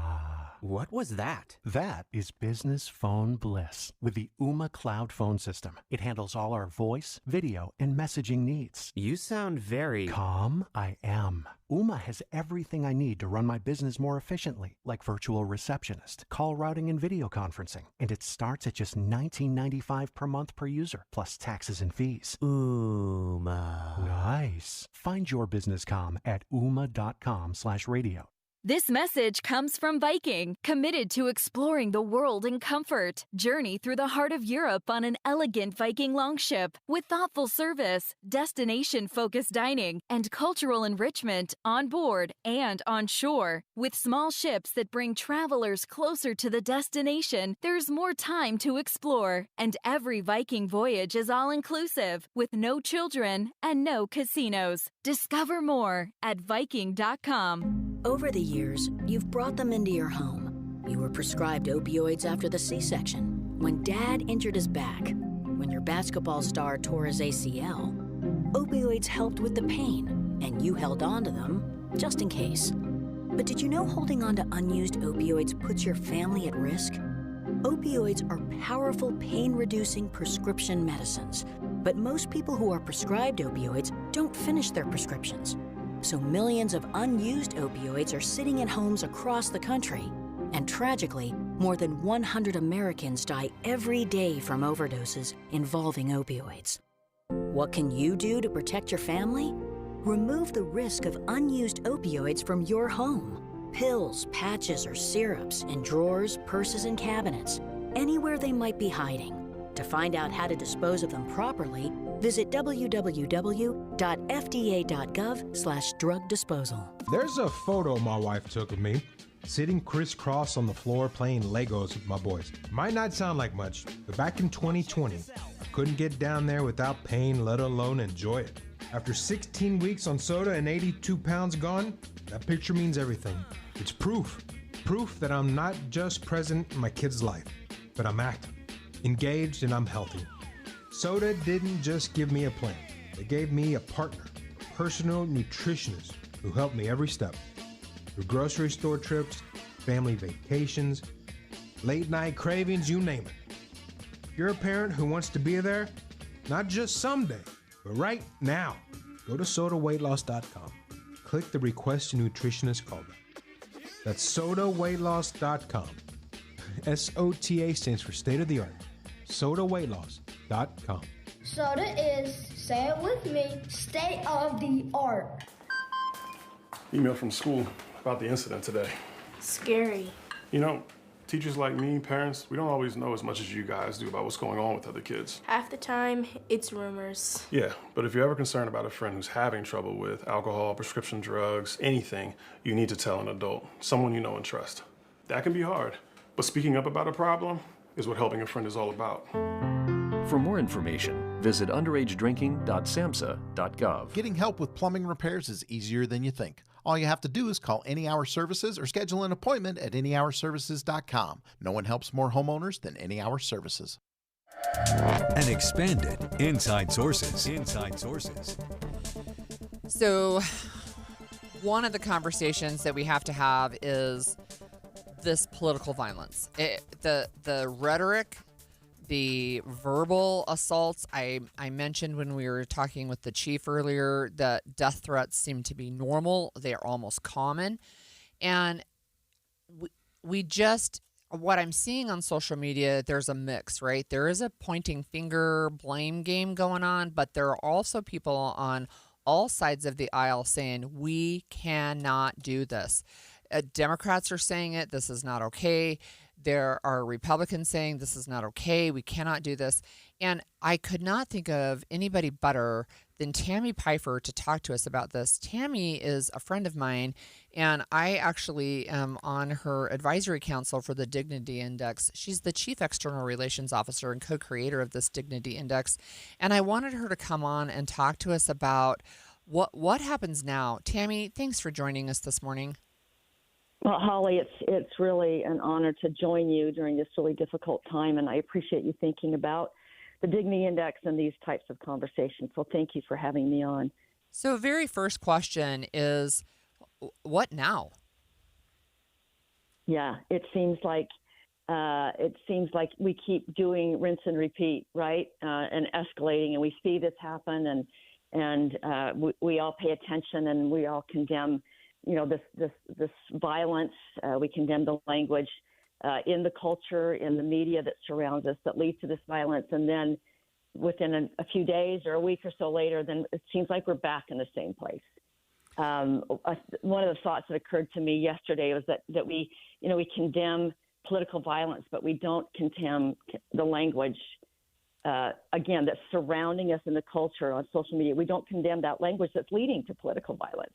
And we react. We react after the fact about talking about how bad this is, instead of challenging this language when we hear it on social media, challenging ourselves. And this is a big point we make the Dignity Index, looking at our own language and asking, how are we contributing to this so that we can be more preventive versus reactive in this space? And I think this is a good time for us to pause and say, what role am I playing in this? Am I part of the problem? Tammy, can you educate our listeners, and I guess admittedly me as well? Holly was talking to me about the Dignity Index, but can you just describe what that is? Yeah, and I invite you and other listeners, if they can, to go to our website. It's dignity.us. We've got a page on there, a resource page that has a copy of the index. So the Dignity Index is a scale. It goes from 1 to 8 that measures different levels of contempt and different levels of dignity that we hear in our public and political speech. And those, the speech or the rhetoric represents a mindset that's behind that speech. So the bottom of the scale, the very bottom, a 1, is the highest level of contempt. I mean, I should say you can't go any lower than that. The bottom level is when we are saying, those people are not even human. It's our moral duty to destroy them before they destroy us. That's a 1. That's a call to violence. That's a call for genocide. And then you move up on the scale where a 2 is, those people are evil and they're going to ruin everything if we let them. This is the next step just above political violence. And yet if you look at those words, those people are evil and they're going to ruin everything if we let them. That's the language that we see in political campaign finance emails. I get them all the time from all over the country. It's what we see on social media, regardless of, which party we belong to, which cultural group we belong to. We say this all the time without, I think, understanding that you are just one step away from people who hear this rhetoric. And if those people are evil and they're going to ruin everything if we let them, by hell, I better do something about it. And people hear this as a call to violence. A 3 just above that, where the good people, they're the bad people. It's us versus them. 4, you're getting a little bit closer to the dignity side of the scale, but you're still on the contempt side, and you're saying, we're better than those people. They don't belong. They're not one of us. 5 is your first step into dignity. Look, the other side has a right to be here. They have a right to be heard. They belong here too. 6 is when we start talking to each other. I'm going to talk to the other side. I'm going to look for those things we have in common, those values and interests we share. We have a great quote that we use in our training materials from Senator John McCain. during 2008 campaign with then Senator Barack Obama, who said, look, I believe this. Senator Obama believes the same thing. That's a 6. 7 is when we start talking about the things that we don't agree on. We're going to look beyond those things we have in common, and let's start talking about these things that we don't agree on. We're going to fully engage the other side. We're going to talk about the values and interests we don't share with an open mind, admitting that we might be wrong. Maybe we made a mistake, or changing our minds. We don't ask people to give up their values, their passions, or their principle, but we ask them to give up the contempt that comes along with that sometimes. And I think it's this contempt, honestly, that's forced upon us by the culture, by what Arthur Brooks calls the outrage industrial complex. We call it the contempt industrial complex. But at a 7, you're going to put that aside and say, I want to hear you out. I want to hear why you think so differently than I do.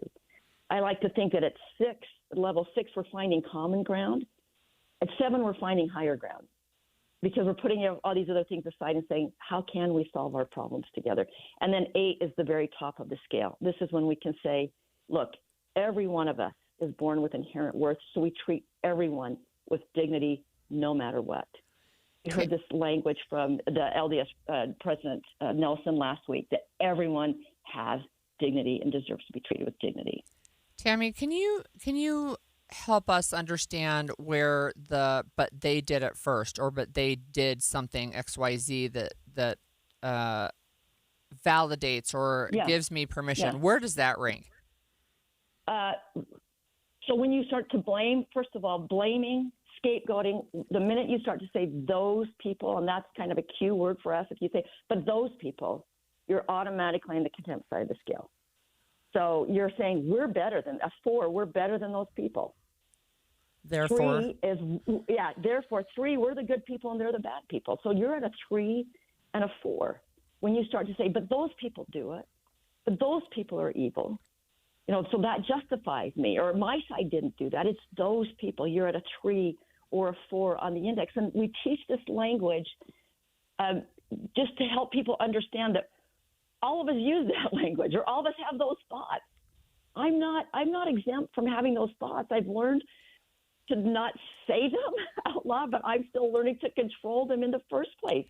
When you see these things happening, it's human nature to try and find someone to blame, because it's painful for us.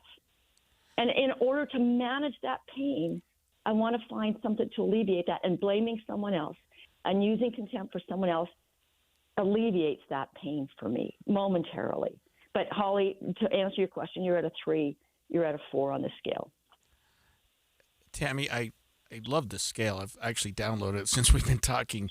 It seems like as a country, we are somewhere between a 3 and a 4 right now. And I know that the scale is based on sort of individuals, but what do you think is happening right now? And why are we at that low of a level where in the past I wouldn't have put us there? Yeah. Well, a lot of it is the different type of media that we have, in social media, entertainment. We talk about building a culture of dignity where people that adopt these principles and make a commitment to not be that person, right? We want to change ourselves first. And we want to start expecting that from the people who entertain us, the people who inform us, the people who represent us. And there's such a proliferation of sources now of information that we didn't have in the past. That whole landscape has changed. So it's easy to get online and be almost force-fed information and commentary and language that you would have never heard before, you would have never gone looking for, and now it shows up in your inbox or on your feed, whether you like it or not. I think that's one of the problems. Another problem we've talked about, and my colleague Tom Roschert, who's the lead architect of the index, along with my other colleague Tim Schreiber, he wrote a beautiful piece on this yesterday that you can see on our website, where he talks about this desire to belong. We all want to belong. And more, the price for belonging in my group means I have to hate the other side. The leaders of my group or the perceived leaders of my in-group on, again, media or social media, they're telling me I have to hate so-and-so to belong to this group. And that desire to belong is so powerful that it's hard for us to stand up and say, actually, I can belong to this group and I don't hate those people. Yeah. You know, one of the things we talk to people about across the country are families who have such a variety of political identities in their family. And so I do too. I have 5 kids with 5 different political affiliations. And when someone says, I hate those Democrats, it's like, okay, you hate a couple of my kids. No, well, actually, I hate, those libertarians. Well, you're hating another one of my children. Well, I hate, the Republicans. Well, you're hating 2 other members of my family. Which, take your pick. Which family member of mine do you hate?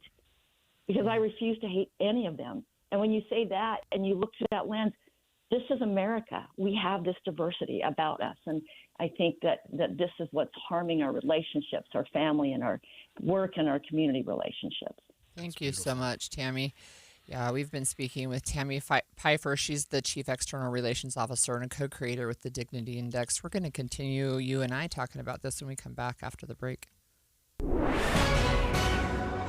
10:30 at KSL News Radio. I'm Amanda Dixon. KSL's top story is a developing one. The FBI this past hour released photos of a person they are calling a person of interest in relation to the shooting death of Charlie Kirk at Utah Valley University. The photos show a college-aged young man in a long-sleeve black shirt with an American flag on the front. He also has on jeans and a hat. The FBI is asking anyone who knows this person to give them a call. Our top national story this hour from ABC News. President Trump took some time this morning to talk about Charlie Kirk. Charlie was a giant of his generation, a champion of liberty, and an inspiration to millions and millions of people. Our prayers are with his wonderful wife, Eric, and his beautiful children. The president made the remarks while at the Pentagon for a 9/11 memorial ceremony. Utah Valley University has closed the campus until Monday to let police continue their investigation uninterrupted and give students and staff time to deal with the trauma of what happened. Your money at this moment, the Dow is up 575 right now. That's 1.25%. We're at 46,063. Coming up, another sunny and breezy day. KSL weather is next. KSL News Time, 10:32.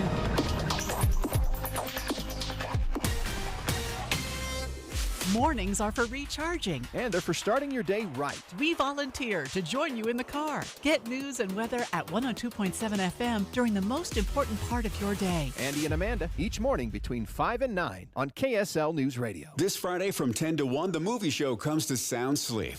But first, take time to learn about a better night's rest. Sound Sleep delivers oral appliance therapy that treats sleep apnea without the use of CPAP machines. They're professionally fit, warranted, and covered by most major medical insurance. End the days of a poor night's sleep. With offices from Clearfield to St. George, Sound Sleep will help. Call Sound Sleep at 801-716-8672 today. Classical music is epic, and the Utah Symphony brings it all year long. But that's just the start. From movie nights on the big screen to pop and rock tributes, we do so much more. This September, the music of Phil Collins and Genesis comes to life like never before. From the pulse of In the Air Tonight to the power of Take Me Home and Sussudio, every hit is supercharged with a rock band and full orchestra. Tickets at utahsymphony.org. Fall is football season. Hi, this is Doug Wright. You know me as Utah's Mr. Sports, and I know that nothing goes better with fall football than looking forward to a delicious meal after the game at Ruth's Chris Steakhouse. We're so fortunate we've got 2 locations, one in the heart of downtown Salt Lake City at 275 Southwest Temple, or of course up in the Park City area at Hotel Park City. You can count on the meal prepared perfectly to your tastes.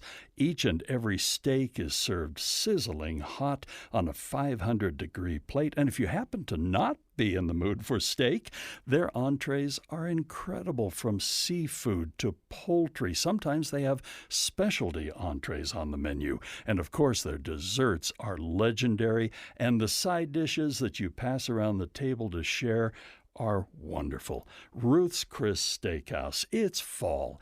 It's time to enjoy football and a delicious meal from Ruth's Chris. I'm Ed Evans, CEO of Consumer Cellular. We're dedicated to serving people 50 and up like me. Our needs are different. Big Wireless wants us in an unlimited plan, but if you're not using all that data, you're probably getting used. At Consumer Cellular, we're focused on affordable, reliable plans, including data that suits your needs, not ours. Our plans start at just $20, and you'll get the best customer service in the business. Call 1-888-FREEDOM or visit consumercellular.com/facts. Plans include $5 credit for auto pay and e-billing. See site for additional facts.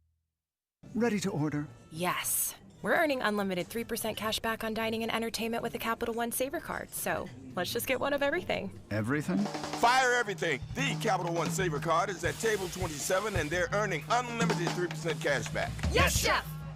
This is so nice. Had a feeling you'd want 3% cash back on dessert. Ooh, tiramisu! Earn unlimited 3% cash back on dining and entertainment with the Capital One Saver Card. Capital One, what's in your wallet? Terms apply. See CapitalOne.com for details. Traffic and weather together brought to you by Mountain America. Turn everyday spending into an extraordinary escape. And here's Heather Kelly. Well, we still have this one crash on Bangerter Highway northbound right before 4700 South in Taylorsville. It's in the construction zone over on the left shoulder, but right now there's not enough traffic there to cause any type of slowdown or delay. You still have a few brake lights northbound I-15 as you move between Bluffdale and the Bangerter Highway exit coming out of Utah County, but that's the only slowdown I see on the major freeways throughout Utah, Salt Lake, Davis, Weber, and Summit counties.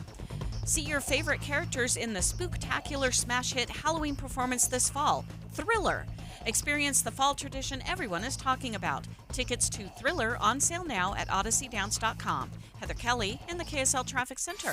We have a high today of 84 degrees with a little bit of breeziness and then a 30% chance of rain on Saturday. That's our best chance in the next 7 days. Right now it's 79 degrees. I'm Amanda Dixon from the KSL Common Spirit Health Studios. Listen online at kslnewsradio.com. We're Utah's news, traffic, and weather station. The all-new Inside Sources. Your inside access to the people and policies shaping Utah's future. Here are Greg Skordas and Holly Richardson on KSL News Radio.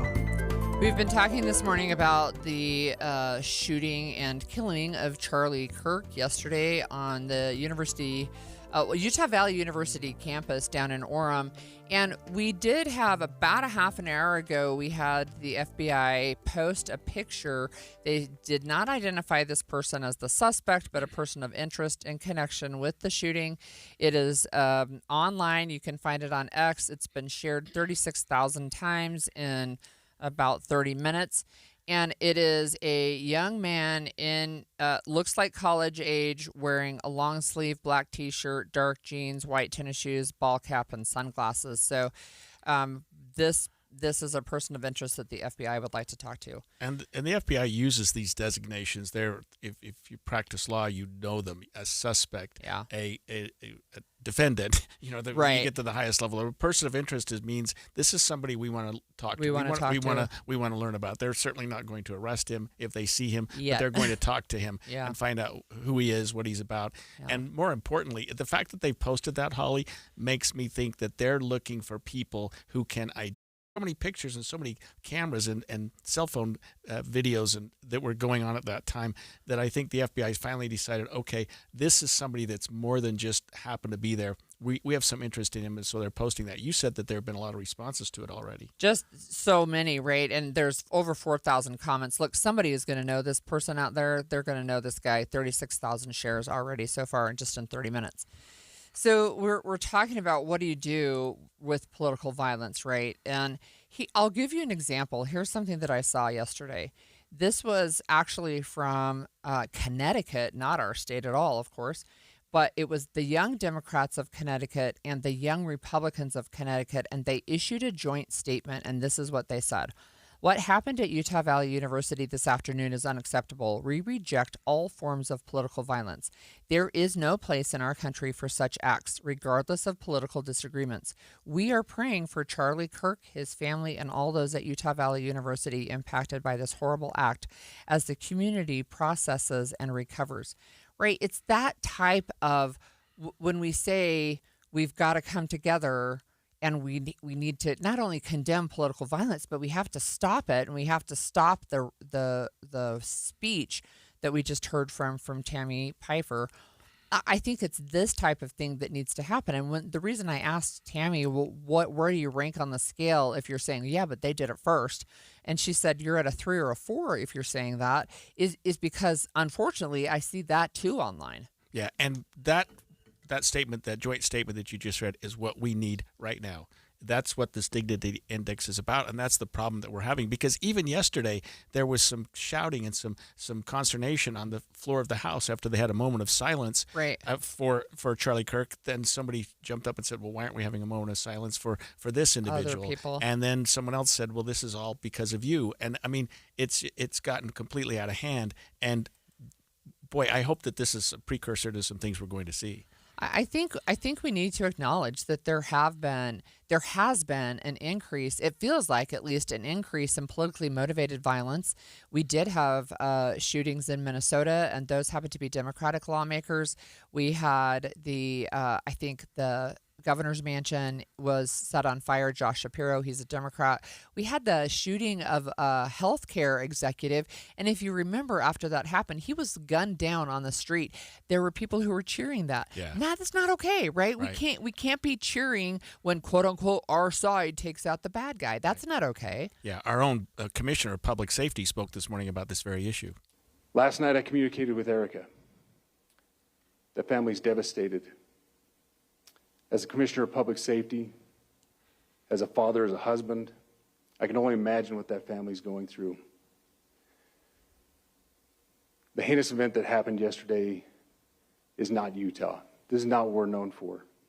Over the past several weeks, we've seen this state come together to help families in mourning, come together as a community to show what Utah is known for a state of character, of service, of camaraderie, of a neighboring feel.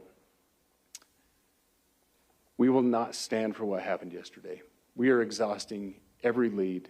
We have every officer invested in this, every investigator, every local agency. The outpouring of support from the law enforcement community has been astounding. We are investing everything we have into this, and we will catch this individual.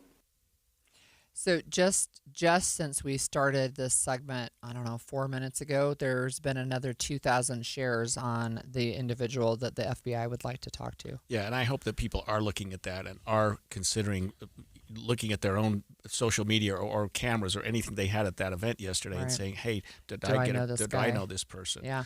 Look, I have to tell you, too, this is from Martin Luther King III. So this is Martin Luther King Jr.'s son. And he said this online yesterday: violence, no matter the target or justification, is never the answer. The shooting of Charlie Kirk is not only a tragedy for one man, it is a wound to the soul of our nation. It may silence a voice, but it cannot change a heart or heal a nation. While I strongly disagree with Charlie Kirk on most issues, we all agree that political violence is inexcusable. Disagreements must be addressed through civil conversations and free, fair elections. And look, we have to point out, today is 9/11. Right. Yeah. It's the day that 24 years ago we had a huge loss of life because of people who wanted to do harm to our nation. And remember, it was the day after we had a whole movement for a while, 9/12, where we came together as a nation. And look, there's some conversation there too. What if you were Muslim, right? That was a difficult time for them as well. But part of what I remember about that is the sense of belonging. And that was exactly what Tammy pointed out. Right. We all want to belong. We want to belong so much that we're sometimes willing to hate people that our group hates just so that we can be in. Yeah, and I really enjoyed following that scale. I downloaded it. This is the Dignity Index. Tammy Pfeiffer was with us in the last segment to talk about that. It's something I think we need. I mean, we took a giant step backwards yesterday as a country, and let's face it, as a state, what happened should not have happened. And it still bothers me more than I can describe that it happened in Utah. And I know that's selfish. I know that's horrible, but we're supposed to be better than that. I don't like that this happened here at home. Yeah. And it's just, it just breaks my heart. Would I have gone to listen to Charlie Kirk? Probably not. Do I agree with what he said? Most not. But do I support the First Amendment and the fact that he has a right to say it? Absolutely. Right. Exactly. That's exactly right. Well, we'll continue our conversation about this and move forward from the late surrounding politics coming up next on Inside Sources. Ticket packages for the Utah Mammoth 2025-26 season are available now. From full season and half season packages to mini plans and other flexible options, choose the ticket package that fits you best and be part of the action all season long. Call or text 801-325-PUCK to talk with a rep or visit nhl.com/Utah/tickets/season tickets to learn more. You need another bathroom. You want a back patio retreat.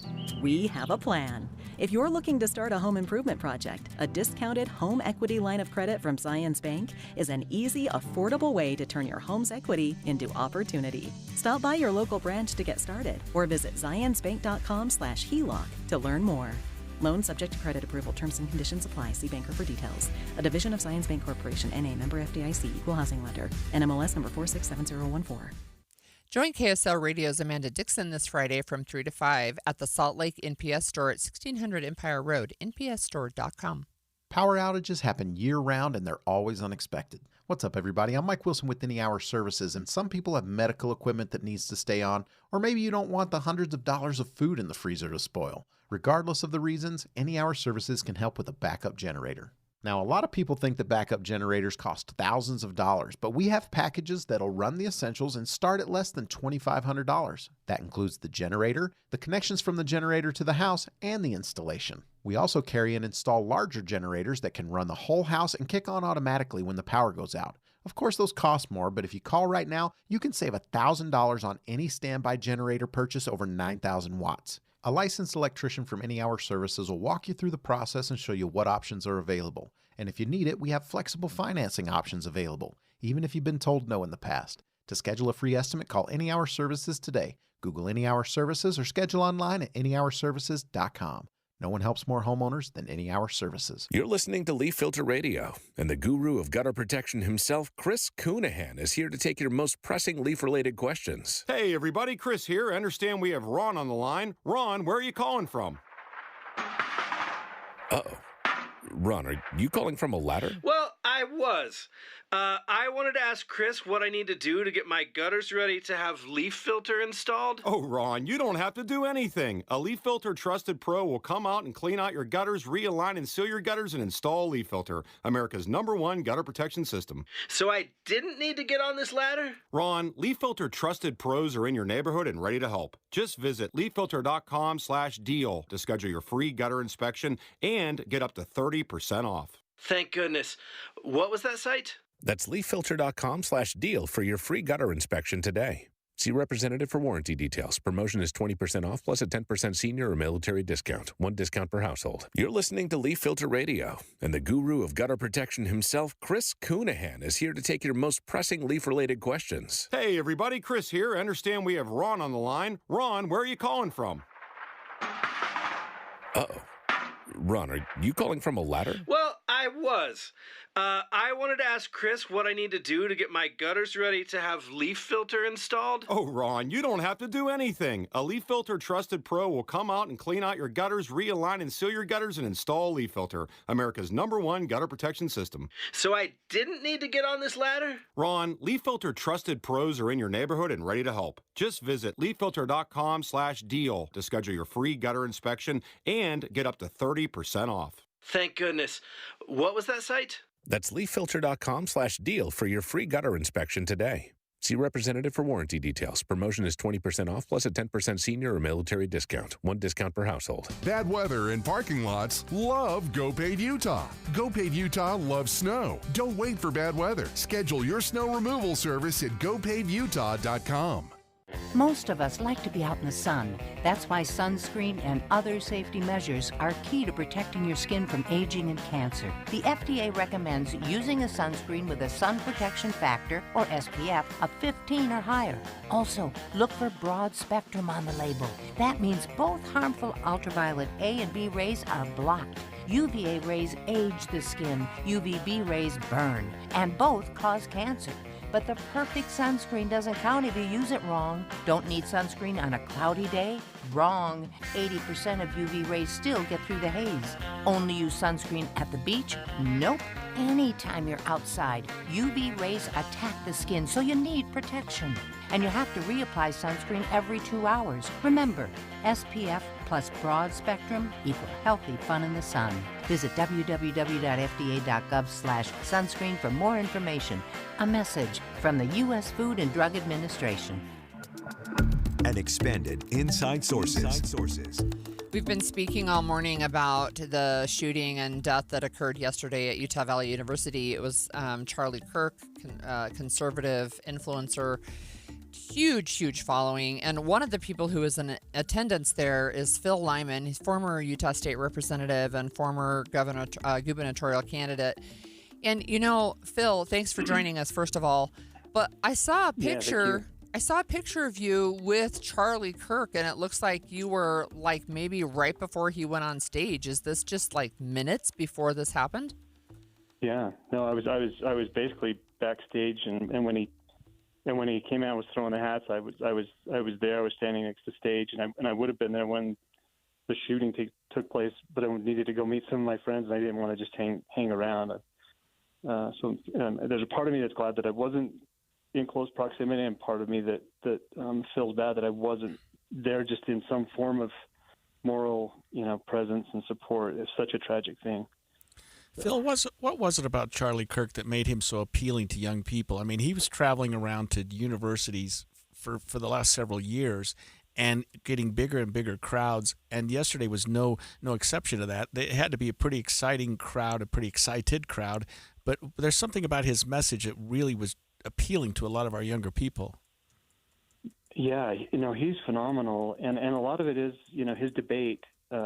He takes on big issues, things that some people won't talk about, and I think it's 100% genuine, and it comes across that way. And this was the start of his "Prove Me Wrong" tour, which he's kind of known for. So that style really resonated, and he just works so hard, and just being there next to him, that's the part. So as I was standing there and he's throwing hats, there was a young person there that was handicapped, and I said, do you know Charlie Kirk? And I said, I do. And he said, can you get me a hat? So I raised my hand. I said, Charlie, over here. And anyway, he looked at me like, you want me to throw you a hat? And I pointed, and he's like, oh. As soon as he saw what I was trying to get him to do, he walked right over and handed this guy a hat. And then he was chucking hats into the crowd, and I thought, I was just standing there like, this guy loves these kids, and they love him. It was really like, I just saw a side of Charlie Kirk that was like, okay, this guy is for real. He's just connected. He's so connected to these kids. He really understands them. He speaks their language, and they feel it. I think they really feel his sincerity. Yeah. So Phil, it's been about 22 hours, a little bit more than that, since this shooting occurred. What is your response today as you start to think about, like, what does this mean that this happened in Utah? I think, well, I think it was an act of terrorism, and it wasn't. I've said this wasn't hate against Charlie Kirk. This was hate against America, and where better to do an act of terrorism than in front of 3,000 college students in Utah, of all places? It's like the appearance of peace and calm, and America, and that's where they chose to do it. That's my feeling. I could be wrong about motives and everything else, but it feels like very much an attempt to divide America, to shock the innocence of our college age kids, and in that regard, it's pretty dang effective. Phil, what do you think is the future of Turning Point USA, the group that he founded, and that seems to be such a draw to our young people? I mean, somebody's going to pick up the slack there, I assume. What do you know about that? I know it's been a very short period of time. Yeah, I mean, Turning Point USA is Charlie Kirk. I don't think they'll be intimidated out of existence, but without Charlie, it definitely is going to be a different organization. It's so strong. The chapters are so strong, and it's interesting to have an organization that really is so central to a single individual like Charlie Kirk. So I'm sure if Turning Point, fades a little bit, something else will come forward. But I hope it's Turning Point. I hope they have somebody that can fill those shoes. And I just honestly, it doesn't seem like anyone could fill the shoes of Charlie Kirk in that capacity. So it'll change. So, Phil, you mentioned just a minute ago about how effective this can be at sowing division. What is your message for Utahns and the United States with moving past something like this? Well, one thing, it never entered my mind that this was a left versus right attack from right off the bat. This is evil, and it's rough, and I haven't spent much time on social media. I haven't even really, didn't go to bed last night. I've been traveling and everything else, and so I haven't spent much time. But when I get on social media and I see some of the partisan arguments, criticisms one way or the other, I think, oh, we're missing the mark, or we're playing right into their hand. And I don't think most people are going to do that. I think we really will see it for what it was, and which was really evil, and it was done to us as a society. And I hope we do whatever it takes to squash this moving forward. I don't want to see us turn into a terrorist country, and I think the reason it works so well is countries that really respond the way that the plan wants them to. So we can't be divided, I guess. And my message is that we care about policies. We don't like bad policies, but we care about the people, and we really care about each other. We especially care about our kids, and as adults, we can certainly send that message. It's time to be adults, and to help the kids, navigate this really traumatic. And it wasn't just the college kids. I was there with a group that had 13 little kids there, 9 to 13, 14 years old, and they were close. They were right up there. I was like, man, this is going to be it's hard to process that for a 12-year-old mind. Oh, that's got to be awful. They need love. Right. Yeah. We're speaking this morning with Phil Lyman. Phil, Charlie Kirk had this great public presence, and when he spoke, he really drew a crowd. But you knew him more on a personal level, or at least you spoke with him, and you could talk to him person to person. What was he like as an individual, just in that capacity? Yeah, my association with Charlie was very much in the political space and very much at these rallies. So I went to a lot of his Turning Point things. He had been supportive of me through some of my politics, so we had some official relationship. But it's not like I ever went hunting with him or ever hung out with him. So, but on a personal, just to talk to him, you're just always blown away with his just energy and his friendliness. He's so friendly. It's just so friendly and tall. I always, every time around, it's like, man, you're taller than I remember, and just really, really good. You just feel like goodness. I honestly, you feel a goodness when you're with Charlie. I think all the kids feel it too. So. Thank you so much for joining us this morning. We were just speaking with Phil Lyman, former Utah State Representative, who took a picture with Charlie Kirk behind the stage right before this event occurred, sadly. Yeah, and has followed him for some time and really had some great perspective on him, both as a public persona and in person. That was really interesting to hear from Phil. And I think that he makes a lot of other good points about, he talked about this is an act of terrorism.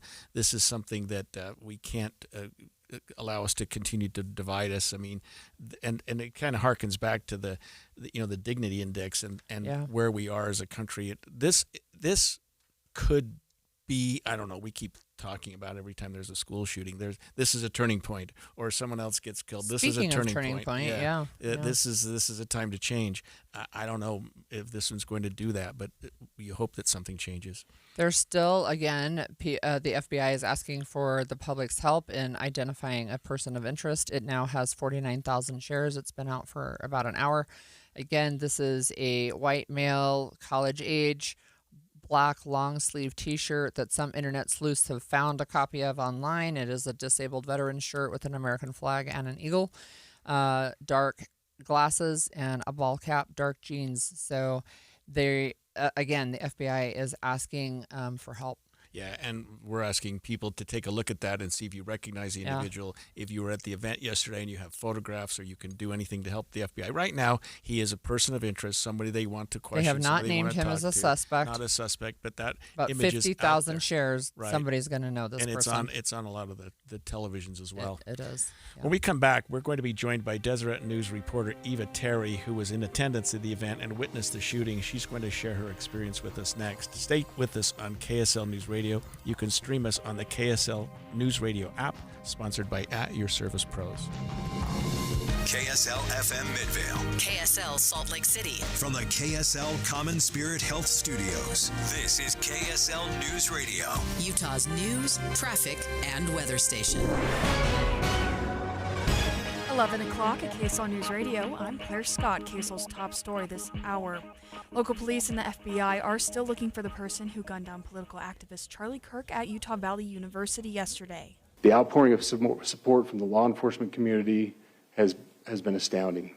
We are investing everything we have into this, and we will catch this individual. Utah Department of Public Safety Commissioner Bo Mason says they have been able to track where the shooter went after the attack. Officials have now released photos of a person of interest in the case, white man in his 20s wearing a dark shirt, jeans, a hat, and sunglasses.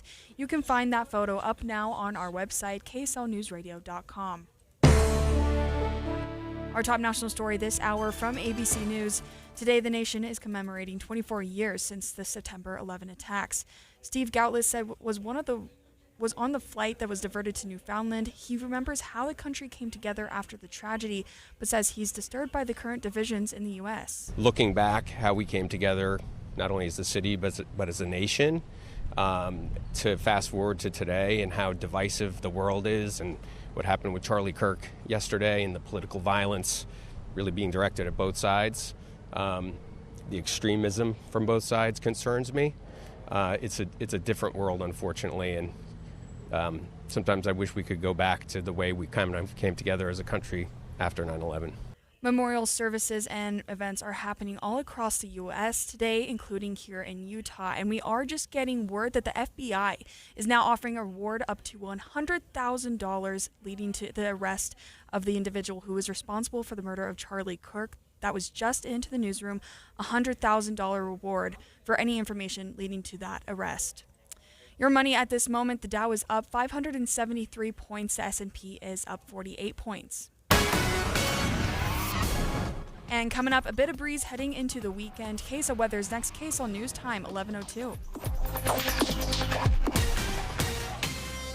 A reminder about the simplest way to get updated for your day. Hit your KSL preset when you jump in the car, and we'll take care of the rest. Hear key news updates and traffic reports. Andy and Amanda from 5 to 9 in your car. KSL News Radio at 102.7 FM. Tim Jr. here from RGS Exteriors. I want you to know that it's the little things that count. Any remodeler can say they treat customers right when it comes to siding, gutters, windows, and exteriors. It's hard to know for sure. If a contractor uses cheap generic nails instead of super grippy ridge shaft nails for your siding, would you even know? If they use cheap $4 caulk to install your new windows instead of paying $9 a tube for the good stuff, could you tell by looking? It all comes down to the details and trust. At RGS Exteriors, we only do things one way, the right way. We never cut corners. We never skimp on details. We never do less than the job requires. That's why we offer our industry's exclusive 10-year everything guarantee. And it's why we have the happiest customers. If you need any gutters, siding, or replacement windows, call RGS Exteriors at 801-280-3110 or visit rgsutah.com. That's 801-280-3110 or online at rgsutah.com.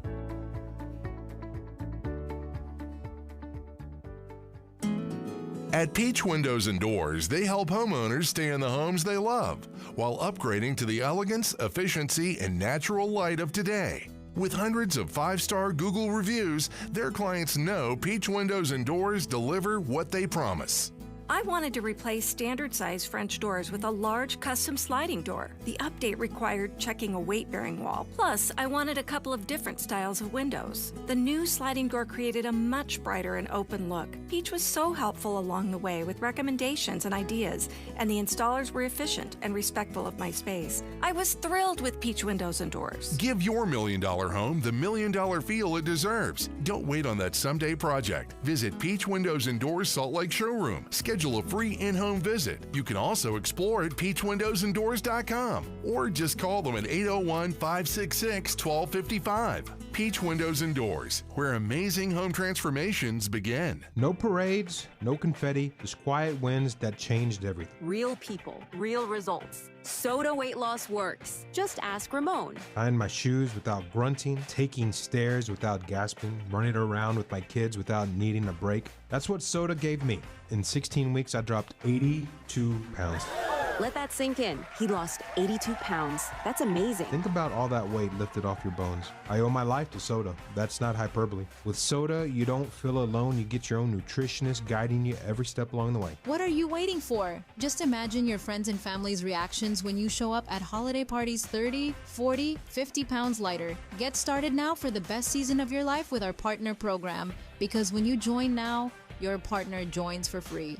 Go to sodaweightloss.com. SOTA stands for state of the art. SodaWeightLoss.com. SodaWeightLoss.com. Soda is, say it with me, state of the art. Traffic and weather together, brought to you by Mountain America. Turn everyday spending into an extraordinary escape. Here's Heather Kelly. Well, we are delay-free all across the Wasatch Front, but you may run into a few brake lights from time to time, especially going through some of the road construction zones, like coming out of Tooele County on SR 36, as well as southbound I-15 through portions of Davis County, and of course on Bangerter Highway northbound through Taylorsville, where we just had a crash that had been in play for a couple of hours, but it's cleared now, so you shouldn't have too many issues now moving from Taylorsville up toward the 201 freeway. From system install to fast fixes to deliver award-winning heating, cooling, plumbing, and electrical, call Whipple Service Champions for the win today. Heather Kelly in the KSL Traffic Center. A high of 84 with breeze and sunshine today. Tomorrow the breeze continues and temperatures fall to the upper 70s. Right now it is 79 and fair. I'm Claire Scott from the KSL Common Spirit House Studios. Listen online at kslnewsradio.com. We're Utah's news, traffic, and weather station. The all-new Inside Sources. Inside Sources. Your inside access to the people and policies shaping Utah's future. Here are Greg Skordas and Holly Richardson on KSL News Radio. As the investigation unfolds with respect to the murder of Charlie Kirk yesterday at Utah Valley University, we're hearing more and more from witnesses and people who were there. Here's Aspen, who stayed behind to help an old woman while they tried to escape. I was against the wall when he got shot. I didn't see where he got shot. But all we heard was a gunshot, and all of us ducked, and people were just trying to run away, and people were getting trampled over, and I stayed behind to help this old lady that couldn't walk well, and people were going over her. You could hear the emotion in her voice as well. Brian also heard shots and then ran. He was answering a question from one of the students. He was speaking. I heard like 2 or 3 loud pops. At first I thought, somebody just being celebratory and just popping balloons. I thought it was loud for balloons, and then I saw Charlie get hit, fell back. Everybody screamed and ran, and I did the same. Get into a building and get to safety.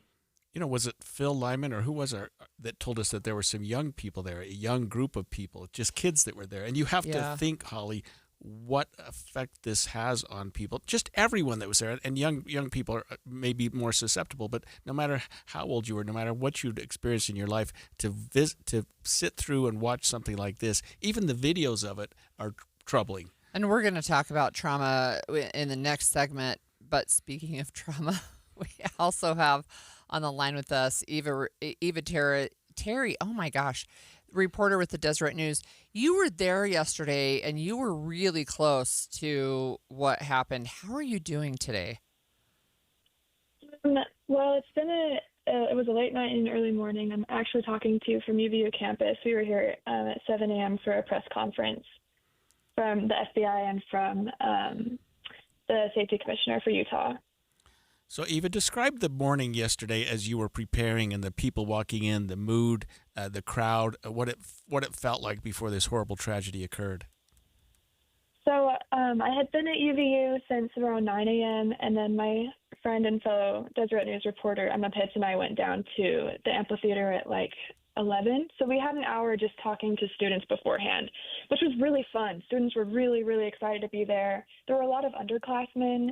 Some sophomore boys had a printout of Donald Trump, and people were taking pictures with him. And there were just a couple of protesters on the balcony above, and they had a pride flag and some signs, but honestly, the majority of the people there were just really excited to see Charlie Kirk. So can you walk us through what you witnessed yesterday? Yeah, so it was the second student to ask a question. He asked how many transgender shooters there had been, or mass shooters there had been in American history. Charlie Kirk said, quote, too many. And then the student asked a follow-up question, and then Charlie went to pick up the microphone and answer him. And before he could answer, he was shot what looked like the left side of his neck. And so Emma and I both saw him go limp and fall out of his chair, and then it kind of turned into chaos from there. So how far back were you when this happened? We were in the front section, probably like four-ish rows back of people. You described the chaos. We've seen some video of people running. Obviously, there was plenty of reason to be afraid, but it seemed like everybody got out of the event safely, notwithstanding that there was some running and pushing. Can you describe for our listeners what that was like? Right. So it was a pretty open area. There was space to run, and so people kind of dispersed into different directions. So there wasn't like just like a stampede or anything. People scattered pretty easily. And we just went into the nearest room that we found, which actually happened to be the mental counseling room for the university. We just went under a desk in there. Can you describe the venue itself? It was an outdoor setting. It looked like sort of an amphitheater. I'm not familiar with that part of the campus. Yeah, it's a really beautiful area. They have kind of terraced seats. It's like, or steps. So there's grass and then cement, and there are fountains. So there are balconies all around it from the other buildings, and then there's like a stage at the very bottom middle area, and then that opens up into a parking lot. Did Charlie give some remarks before the question and answer before the debate part? I mean, did he give a speech? He just jumped right into it? No, yeah, he jumped right into it. So Eva, of course, this wasn't something that you expected, but when you spent the day, first of all, you saw him shot, and then from everything that I can see, you and Emma spent the day talking to news organizations around the country about your experience. And I'll ask you again, how are you actually doing today? I don't think I've actually had time to process it. It was a really late night, and I had a really hard time falling asleep. And then this morning I had to get up. So keeping moving has been really great. I probably will process it later, but right now it does feel good to have an outlet of just trying to get more news out about it and get information on who the killer was. Did you attend the press conference this morning, Eva? I forgot. I did, yes. Okay, and what was that mood like there? I just listening to the Commissioner of Public Safety, he almost seemed like he was breaking down a little bit while he was speaking. Yeah, people are really sad, and there's just been a lot of there have been quite a few updates. Like we have 2 photos of the suspect now, which maybe means that facial recognition didn't work. They're trying to figure out who knows him, and they're trying to use public information. So if anyone has information or was on campus and saw him, they'll want to talk to you. Yeah, thank you so much for joining us, Eva. Look, get the care that you need to take care of yourself. We have been speaking with Eva Terry. She's a reporter with the Deseret News, and she was there just 4 rows back yesterday. Yeah, and there were a lot of people there, young people there, even if you're just college age or whatever your age. I mean, that had to be difficult to watch and to sit through. It was a family event. People brought their kids, right? We know exactly. And we're going to talk about trauma, walking through trauma. But I do want to point out that people can call 988. That is the national number for mental health support. They can do that if they're in need right now. It's staffed 24/7. In Utah specifically, we have the Safe UT app that you can access. It's not only for students and parents, but there even is a line specifically for first responders, because these types of things can be very traumatizing for them as well. And it's even beyond that, as we're talking about, that's like crisis, but we're talking about living through trauma. This is collective trauma now for a lot of people. As you live through trauma, how do you process through that? And we will talk with a psychologist to talk about that when we come back. Like you said, thousands of people witnessed it, not only in person, but if you were looking online yesterday, man, you couldn't avoid it. And that's coming up next, streaming live at kslnewsradio.com and on the app for KSL News Radio, sponsored by At Your Service Pros. We'll be right back. I'm Christian Staples with Arctic Spas. One of our values is to do only what is good for our customers in the long term. Our goal is to have you as a happy Arctic Spa customer even 10 years down the road and longer. This means that we only sell and service Arctic Spas. We are built for the long term because we cut your electric bill in half compared to other brands. We do multi-level seating, armrests, adjustable pillows, and 100% massaging jets to make it more comfortable, so you will continue to enjoy it over the long term. The Arctic Spa has automatic saltwater care and automatic pH control. Less worry means you will enjoy it more over the long term. Focusing on Arctic Spa customers gives you a better experience with our knowledge, training, parts, and accessories that you need for the long term. You will enjoy your Arctic Spa longer, making us the least expensive option over the long run. When you're looking for a long-term hot tub with service for the long term, check us out at ArcticSpasUtah.com, covering all of Utah with stores in Salt Lake, American Fork, and St. George. Arctic Spa, the only spa built for Utah's harsh climate, and the best long-term choice for you. Wesley Financial Group is not a law firm. Hi, I'm Chuck McDowell, the timeshare cancellation guy. In 2011, I founded Wesley Financial Group with one goal in mind: to help honest folks out of their timeshares permanently. Today, I run Wesley with my two sons, a real family business, treating every client and every employee like we'd want our own family treated. That philosophy has helped us grow into the largest, most trusted timeshare cancellation company in the United States. Fortune magazine even recognized us as one of the best places to work. Why? Because we genuinely care. In fact, some of our former clients were so moved by their experience working with us, they joined our team so they could help others to timeshare freedom. If you're stuck in a timeshare, give us a call. Let our family help your family. Call Wesley now for your free timeshare exit kit. 800-549-8866. 800-549-8866. 800-549-8866. This is the story of the one. As a maintenance supervisor at a manufacturing facility, he knows keeping the line up and running is a top priority. That's why he chooses Grainger. Because when a drive belt gets damaged, Grainger makes it easy to find the exact specs for the replacement product he needs. And next day delivery helps ensure he'll have everything in place and running like clockwork. Call 1-800-GRAINGER, click Grainger.com, or just stop by. Grainger, for the ones who get it done. Get in the zone, AutoZone. Welcome to the end of summer sale at AutoZone. We're celebrating the end of long days and short nights with big deals for a short time. Like car wash. Right now, you can save 20% on the Armor All Complete Car Wash Kit. Need new brakes? Duralast brake pads are free with the purchase of Duralast rotors. We've also got oil deals and more. We're ending the summer right with the end of summer sale at AutoZone. Get in the zone, AutoZone. Restrictions apply. I am not a rich woman, but I feel like a rich woman every time I go in my closet.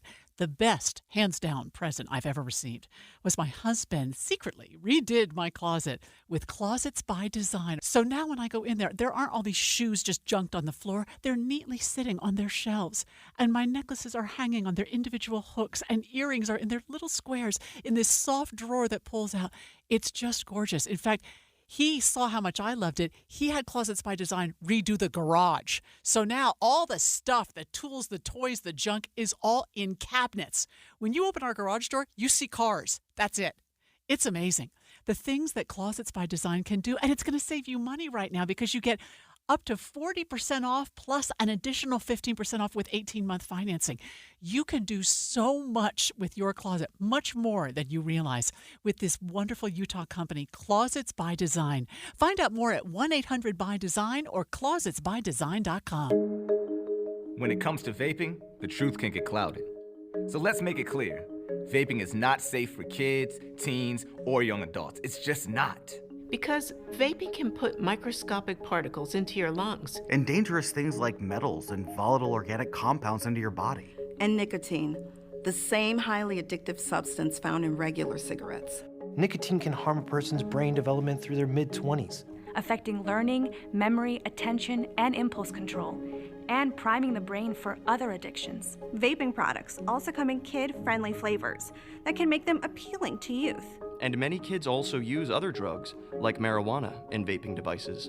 With appealing flavors, high nicotine levels, and lots of promotion on social media, many kids think vaping is harmless, but it's not. So talk to your kids about the risks of vaping, because when you talk, they hear you. For more information, visit underagedrinking.samhsa.gov. Getting help with electrical repairs is easier than you think. All you have to do is call Any Hour Services or schedule an appointment at anyhourservices.com. No one helps more homeowners than Any Hour Services. And expanded Inside Sources. We just spoke with Deseret News reporter Eva Terry, who was present yesterday during the horrible shooting of Charlie Kirk at UVU. Prior to that, we spoke with the prominent Utah Phil Lyman, who was also present. And you have to wonder, Holly, when you hear these people, when you talk to them, what it must have been like to be there in person. Because watching the video of it was traumatizing enough, but being present for that, and even the aftermath when people are running, and the people are afraid at that point, because at that point, I think people recognized that someone had shot a gun, that something horrible had happened, and something bad was happening. And so what do you do at that point? You leave. If you've got kids with you, you've got a loved one with you, even your friends, you just like, hey, we need to get out of here as quickly as possible. And you can only imagine what sort of mental health effects that might have on the people that were there. It's an issue, the trauma issue. I would say, just from personal experience, having lived through trauma, and we all have, it takes a little while for your brain to kind of go, oh my gosh, right? I mean, we just heard from Eva, like you said, she said she hasn't really had the time to process it. She didn't sleep well, but she did interviews all day yesterday. She's been up doing interviews all day today, right? Doing her job. Yeah, right. But at some point, right, you have to get through it. So we're going to talk with licensed clinical psychologist Dr. Tom Golightly about processing trauma. Thanks for joining us today. No problem. Thanks for having me. So my first question is really, it's not as much about the immediate crisis, like in the next 24 or 48 hours or the next week. What can people expect from the impact of trauma over, say, a year or even 5 years? I think that's a really insightful question. One, that the first reactions, our body and our brain kind of go into protective mode. That's why we have that shock and denial piece where it's almost surreal when things like this happen. I know it's 9/11 today. People are remembering that reaction from 20 years ago. It's our body's way of protecting us. But the real impact of trauma really does start to show up after a couple of weeks, and how we can help with that is giving it some time and some space as quickly as possible. I know it feels overwhelming. I know it feels very difficult, but we can't really do an end around or try to run around the trauma. When those feelings show up, when those thoughts show up, we have to kind of honor those. And what's really, really difficult for the people that were actually in attendance of the event yesterday is the visual images, right? It's not just hearing about the news. It's not just that I was there. It's I saw something really bad, and I was fearing for my life in the moment. So there's a lot of big T traumas that were happening yesterday to those that were in attendance. Dr. Golightly, the majority of the crowd that was there yesterday were students from UVU. What would you expect the university is going to do with respect to those kids in the weeks or months to come? Unfortunately, I worked at a college counseling center for about 15 years, and the way our society is developed, universities have large response plans for things like this. So my guess is they have thought this out as an administration, and that they're engaging an emergency action plan of some sort to make people available to have extra walk-in hours, that there will be people available to students that need to talk about this over the coming days and weeks. and even through the next year or so. They're really going to pay attention to this. This is kind of a watershed moment for the mental health of that campus, and it's definitely a part of practice now that you have to be thought out about what are we going to do if we have an event like this, and what is our large-scale response. And it won't be just the counseling center. It will be a lot of student services, and the dean of students will be heavily involved with that as well. So I'm guessing that today all of those things are going into effect for when classes start again on Monday, and that the university is ready to respond. So I'm going to go back to the longer term thing. For people who have experienced trauma, how does that show up down the road? Well, sometimes it might be unwanted thoughts about the event. They can be intrusive. You're just walking through your day and you'll have this memory.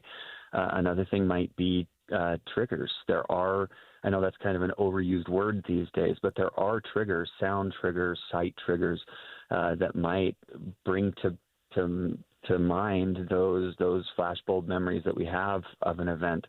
Kind of some what we call a dissociation, where you're not really where you're at. All of a sudden you'll have a thought and you're reliving that moment and you're back there.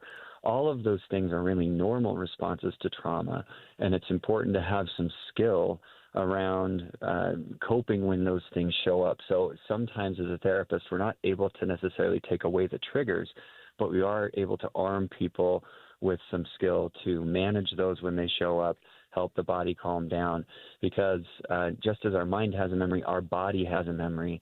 And so another trick and tool that we kind of have to teach is, as your body gets activated in a certain way, it might feel like you're being re-traumatized even though you aren't. I work with a lot of athletes. As they prepare for events, they get fired up, and sometimes that activation reminds them of their trauma, and they have to have some tool and skill to say, I'm not in that traumatic event.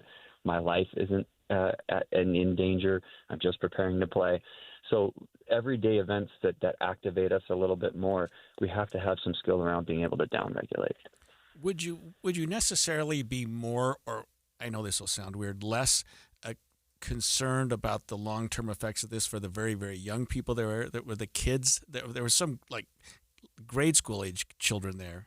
What would you expect their response to be? A lot of times, because they're so young, they're probably taking their cues from the adults around them about what their emotional response should be. So if they saw a lot of the emotional reaction which was appropriate to a life-threatening situation, they're probably going to remember those things. That will be a flashbulb memory for them too. And my concern when I hear children being there is they don't have their brain development isn't quite the same as an adult. Their emotional development isn't quite the same as an adult. And so their ability to cope and process these things is a little more limited. So I would say it's a little more of a sensitivity for younger populations than it would be even for the adult populations. Thank you so much for joining us today. And look, we need to follow, I think, on an ongoing basis, just trauma processing. And I'm glad that we're talking about this more as a society. That was Dr. Tom Golightly, a licensed clinical psychologist. Look, yesterday we had this shooting on a university campus. We also had a school shooting in Colorado. There were other crimes, of course, that were committed, and other people who lived through different traumatic events. And it's one of the things that sometimes we think it happens to other people, but clearly yesterday we found out it doesn't. It's not always just other people. Right. And for anyone struggling with what they might have seen or heard, there is help available. KSL News Radio's Alexandria Bonilla reports. The very public act of violence is hitting the state hard, and processing it can be difficult. But there is help available for anyone who may need it. Safe UT offers parents, students, and educators access to a crisis counselor. Those are available on the Safe UT app. There's also the 988 hotline that will connect you to certified crisis workers at the Huntsman Mental Health Institute. For anyone looking to just talk about it and process it, there's also the Utah Warm Line, 833-SPEAK-UT. Those resources and more are available on our website, kslnewsradio.com. Alexandria Bonilla, KSL News Radio. Yeah, that's good information. We also have breaking news here, I think, and we have KSL's... Yeah, we just got into the Clever newsroom spot. a push from AP that is telling us that J.D. Vance will come to Utah on the Air Force 2 and will take Charlie Kirk's body back to Arizona on the plane. And we don't have information on timeline or anything like that. That is just the latest from AP. And we know that Vance and his wife will speak to Kirk's family, but we don't know when that is happening or where. But we'll keep an eye on it and bring you the latest. Reporting live, Claire Scott, KSL News Radio. Thanks, Claire. Thanks, Claire. Thanks for joining us this morning. And we had heard that J.D. Vance was coming. We didn't know exactly what he was doing, but that seems to be a very important consideration. Yeah, that's right. Look, stay with us. We're going to talk with more on the latest developments, but we're also going to speak with a former lawmaker in Utah and former Senate candidate and now political consultant, Becky Edwards, on the shifting political landscape in Utah. We'll be right back.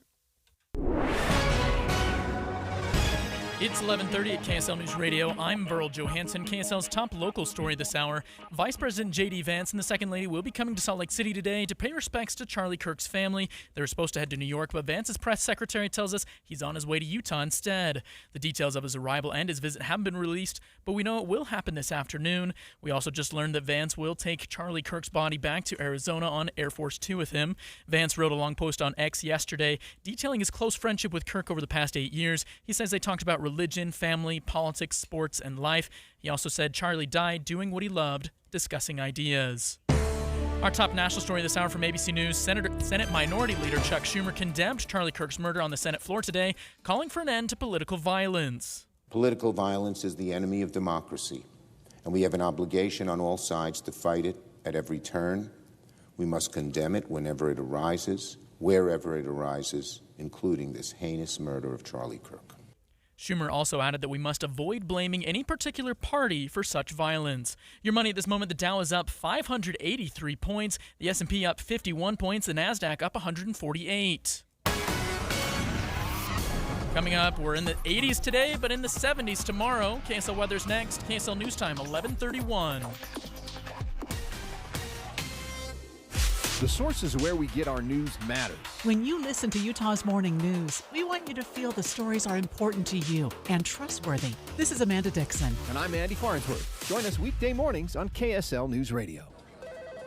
Comcast Business High Five Hotline. What's the state of your excitement? I signed my business up for the 5-year price lock guarantee, and I can't stop high-fiving people. High five! Okay, deep breath.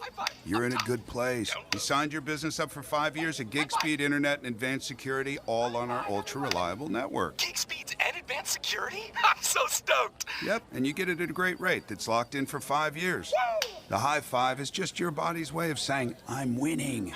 So this is natural. High-fiving everyone you see in a state of business savings enthusiasm? Totally natural. Sweet! Thank you! Thank you! High five, everybody! High five! The Comcast Business 5-year price lock guarantee is back, but only for a limited time, so sign your business up today. High five!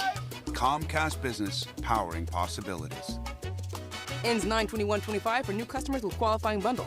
Current customers may be eligible depending on services and area. Guaranteed rate applies to monthly service charge, excluding taxes and fees. Other restrictions apply.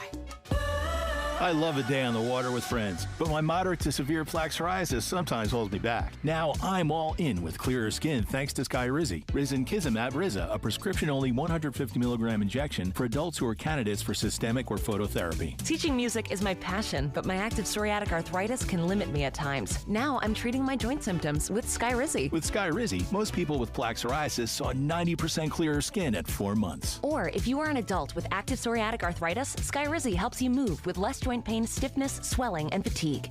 Don't use if allergic to Skyrizi. Serious allergic reactions, increased infections, or lower ability to fight them may occur. Before treatment, get checked for infections and tuberculosis. Tell your doctor about any flu-like symptoms or vaccines. There's nothing like clearer skin. There's nothing like better movement, and that means everything. Ask your doctor about Skyrizi. Visit Skyrizi.com or call 1-866-SKY-RIZI to learn more. Hot Tub Factory Outlet is excited to announce the grand opening of our 4th location in Saratoga Springs across from Costco. Massive savings on hot tubs, swim spas, saunas, and more. Happening right now at all 4 of our locations in Saratoga Springs, Draper near Cowabunga Bay, Station Park in Farmington, and Backyards of America in Sandy. Come celebrate with us and take advantage of huge manufacturer rebates on top names like Sundance and other brands. Plus, check out the latest swim spas, saunas, cold plunges, and hot tubs, all designed to bring luxury and wellness home to you. And it's not just Saratoga Springs. These savings are happening at all of our locations. Backyards of America in Sandy, Hot Tub Factory Outlet in Draper, Station Park in Farmington, and now our newest location, Saratoga Springs, across from Costco. Don't miss the grand opening celebration and the best pricing of the year. Visit the Hot Tub Factory Outlet and Backyards of America today. Your backyard paradise starts here. Traffic and weather together, brought to you by Mountain America. Turn everyday spending into an extraordinary escape. Here's Ricky Meese. Right now, Valley Freeway traffic moving along very well with no problems. We do have Salt Lake City PD in the final cleanup stages of an accident at 1500 East, 1300 South. Unplug from distractions and plug into family at the Utah RV Super Show, September 11th through the 14th at Mountain America Expo Center. Visit UtahRVSupershow.com. Ricky Meese in the KSL Traffic Center. Today's high 84 degrees with a little bit of wind. We cool off to 79 degrees with more clouds tomorrow before falling to 77 degrees on Saturday with a slight chance of rain. Right now it's partly cloudy and 81 degrees in Salt Lake City. I'm Burl Johansson from the KSL Common Spirit House Studios. Listen online at KSLNewsRadio.com. We're Utah's news, traffic, and weather station. The all-new Inside Sources. Inside Sources. Your inside access to the people and policies shaping Utah's future. Here are Greg Skordas and Holly Richardson on KSL News Radio. So again, we've been following all morning the shooting yesterday and killing of conservative activist Charlie Kirk on Utah Valley University campus in Orem. And look, we had a texter ask this question. I don't have an answer to the question, but I'm curious also why he was taken to Timpanogos Hospital in Orem rather than the Level 3 Trauma Center at Utah Valley University. Maybe some of our reporters can find that out. But I did want to add that the FBI has now said that they are offering up to $100,000 of reward for the apprehension of the perpetrator of this crime. Yeah, and that's a significant amount of money. They've got this picture out. They've got a lot of public looking into that. So this seems to be a rapidly moving investigation and manhunt. Yeah. So we have on the line with us Becky Edwards. She's a former Utah legislator. She also ran for the Utah Senate. She's the founder of the governing group. And she's a friend of mine. I've known her for many years. She's a former marriage and family counselor, and she has a deep knowledge and experience around conflict resolution and bridge building. Just really a great, great person to talk to today. So, Becky, welcome to the show, first of all. Maybe? Yeah. There we go. There we go. So, Becky, look, I want to ask you, the very first question I want to ask is, you've been involved in politics for a number of years, and I just want to ask you, how have you seen things shift in that time? Boy, have they ever. My first sort of formal engagement as an elected official began in 2009 and served for 10 years in the legislature. And then, of course, the Senate run then in 22. There was such a shift, even during my 10 years at the Capitol, where you began to see more reward for people who were speaking on the with more political vitriol, and that's just continued to give permission and almost reward that type of behavior. And I think it's been so destructive to people who want to engage and make a difference, because so many people want to make a difference, but a lot of times they don't know how to do that. And Becky, we would expect that something like this would actually bring people closer together. But we're hearing that yesterday at the U.S. House of Representatives, there was a moment of silence for Charlie Kirk, and then the Democrats or somebody jumped up and said, well, we should have a moment of silence for someone else, and the Republicans went back and forth, and it finally got into a shouting match. And at a time when you would expect there to be some reconciliation, it seems like we're almost the opposite is occurring at times. I think the lesson there really is, if we're looking to Washington, D.C. to create an example we can all follow, we're just going to be waiting a really long time, because the reality is that this public civility and rebuilding trust with our neighbors, with our communities, really is going to happen in our communities, and one conversation at a time. That civility really starts small at our dinner tables, town halls, community meetings, and every respectful exchange, I think, is a step towards bridging those divides and doing the exact opposite of what we saw yesterday in D.C. So, Becky, you just mentioned this conflict resolution and it's starting at the very, very local level, like around our kitchen tables. What can you say? And unfortunately, this is what I've seen online. Some of it has been general condemnation of political violence, but some of it has been the yeah, but they did something, or yeah, but they're the bad guys, right? What do you say to people like that who are, it's like, well, you have to start the conflict resolution first. What can we do as individuals? I think we have to have a commitment to shifting the incentives in our relationships with each other. We have to see each other as humans. I'll speak to two parts of this. One is, as individuals, what can we do? And then what can we expect from our elected officials? And I think for us as individuals, we're better off when we have thoughtful encounters with people who have differences of opinions. There are a lot of settings that help us do that, that put us in close proximity to people who may not have the same viewpoints as we do. Sometimes faith settings is one of those places where people are serving together with people who have different viewpoints on life. Volunteer opportunities put you in positions where you broaden your understanding of life's experiences. So as individuals, we can humanize each other long before we start to talk about politics.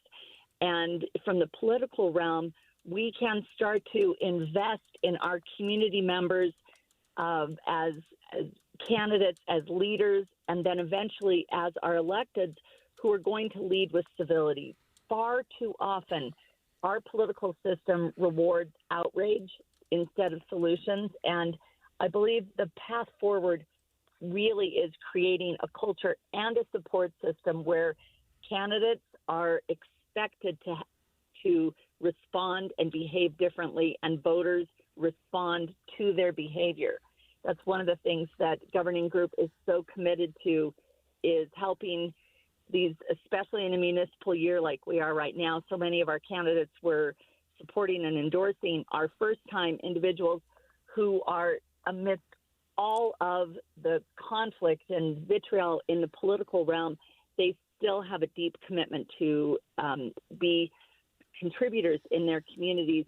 And for those folks, we have to support those who are modeling that civility, because they, at every level, starting especially at our community levels, that's where we begin to rebuild the trust that I think then will make a big difference and can actually create difference even in D.C.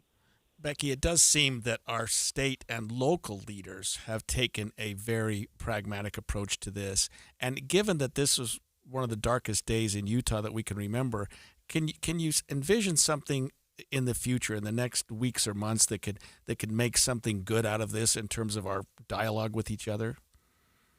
Well, Utah is super unique in that we have so many individuals and organizations who are committed to creating this ecosystem of healthier political dialogue. People like Tammy Pfeiffer with the Dignity Index, and our work at the Governing Group, and so many of the universities who have political institutes who are really working to encourage broad coalitions. And I think as we're looking what happens next in Utah is that we all look for opportunities to bring our voices to other communities where those coalitions that build across ideological, generational, and community lines, and those can be key to addressing the challenges we face and kind of adding more of the humanity back into those conversations. I think it is a very, very important time for us in Utah, but we have so much of the groundwork, framework, and the tools that are here for us in Utah that I feel, even amidst the tragedy and the trauma that we're all experiencing, that better days and better opportunities are ahead. I truly do. Thank you so much for joining us. That was Becky Edwards, former legislator, former Senate candidate, head of the governing group now, and also a counselor, former counselor. And great words to leave us with, that better days could be ahead, and I hope she's right. I think she is here in terms of Utah. Straight ahead, amid all of the discussion on the investigation of the killing of Charlie Kirk, it is important that we spend a little bit of time noting that it has been 24 years since the tragedy of 9/11. We're going to be joined by KSL News Radio's own Jeff Kaplan, who was in New York the day the Twin Towers fell. Stay with us. There's a photo my wife took of me, sitting crisscross on the floor playing Legos with my boys. Might not sound like much, but back in 2020, I couldn't get down there without pain, let alone enjoy it. After 16 weeks on soda and 82 pounds gone, that picture means everything. It's proof that I'm not just present in my kid's life, but I'm active, engaged, and I'm healthy. Soda didn't just give me a plan. It gave me a partner, a personal nutritionist who helped me every step. Through grocery store trips, family vacations, late night cravings, you name it. If you're a parent who wants to be there, not just someday, but right now, go to sodaweightloss.com. Click the Request a Nutritionist callback. That's sodaweightloss.com. SOTA stands for state of the art. sodaweightloss.com. Soda is, say it with me, state of the art. KSL offers the best daily newsletter in the state. It's the 3 things you need to know. Every weekday, we deliver quality and relevant content to your inbox. No ads, no spam, just the 3 things you need to know to be informed about the world around you. Subscribe today. Visit KSLNewsRadio.com or text the word INBOX to 57500. That's INBOX to 57500.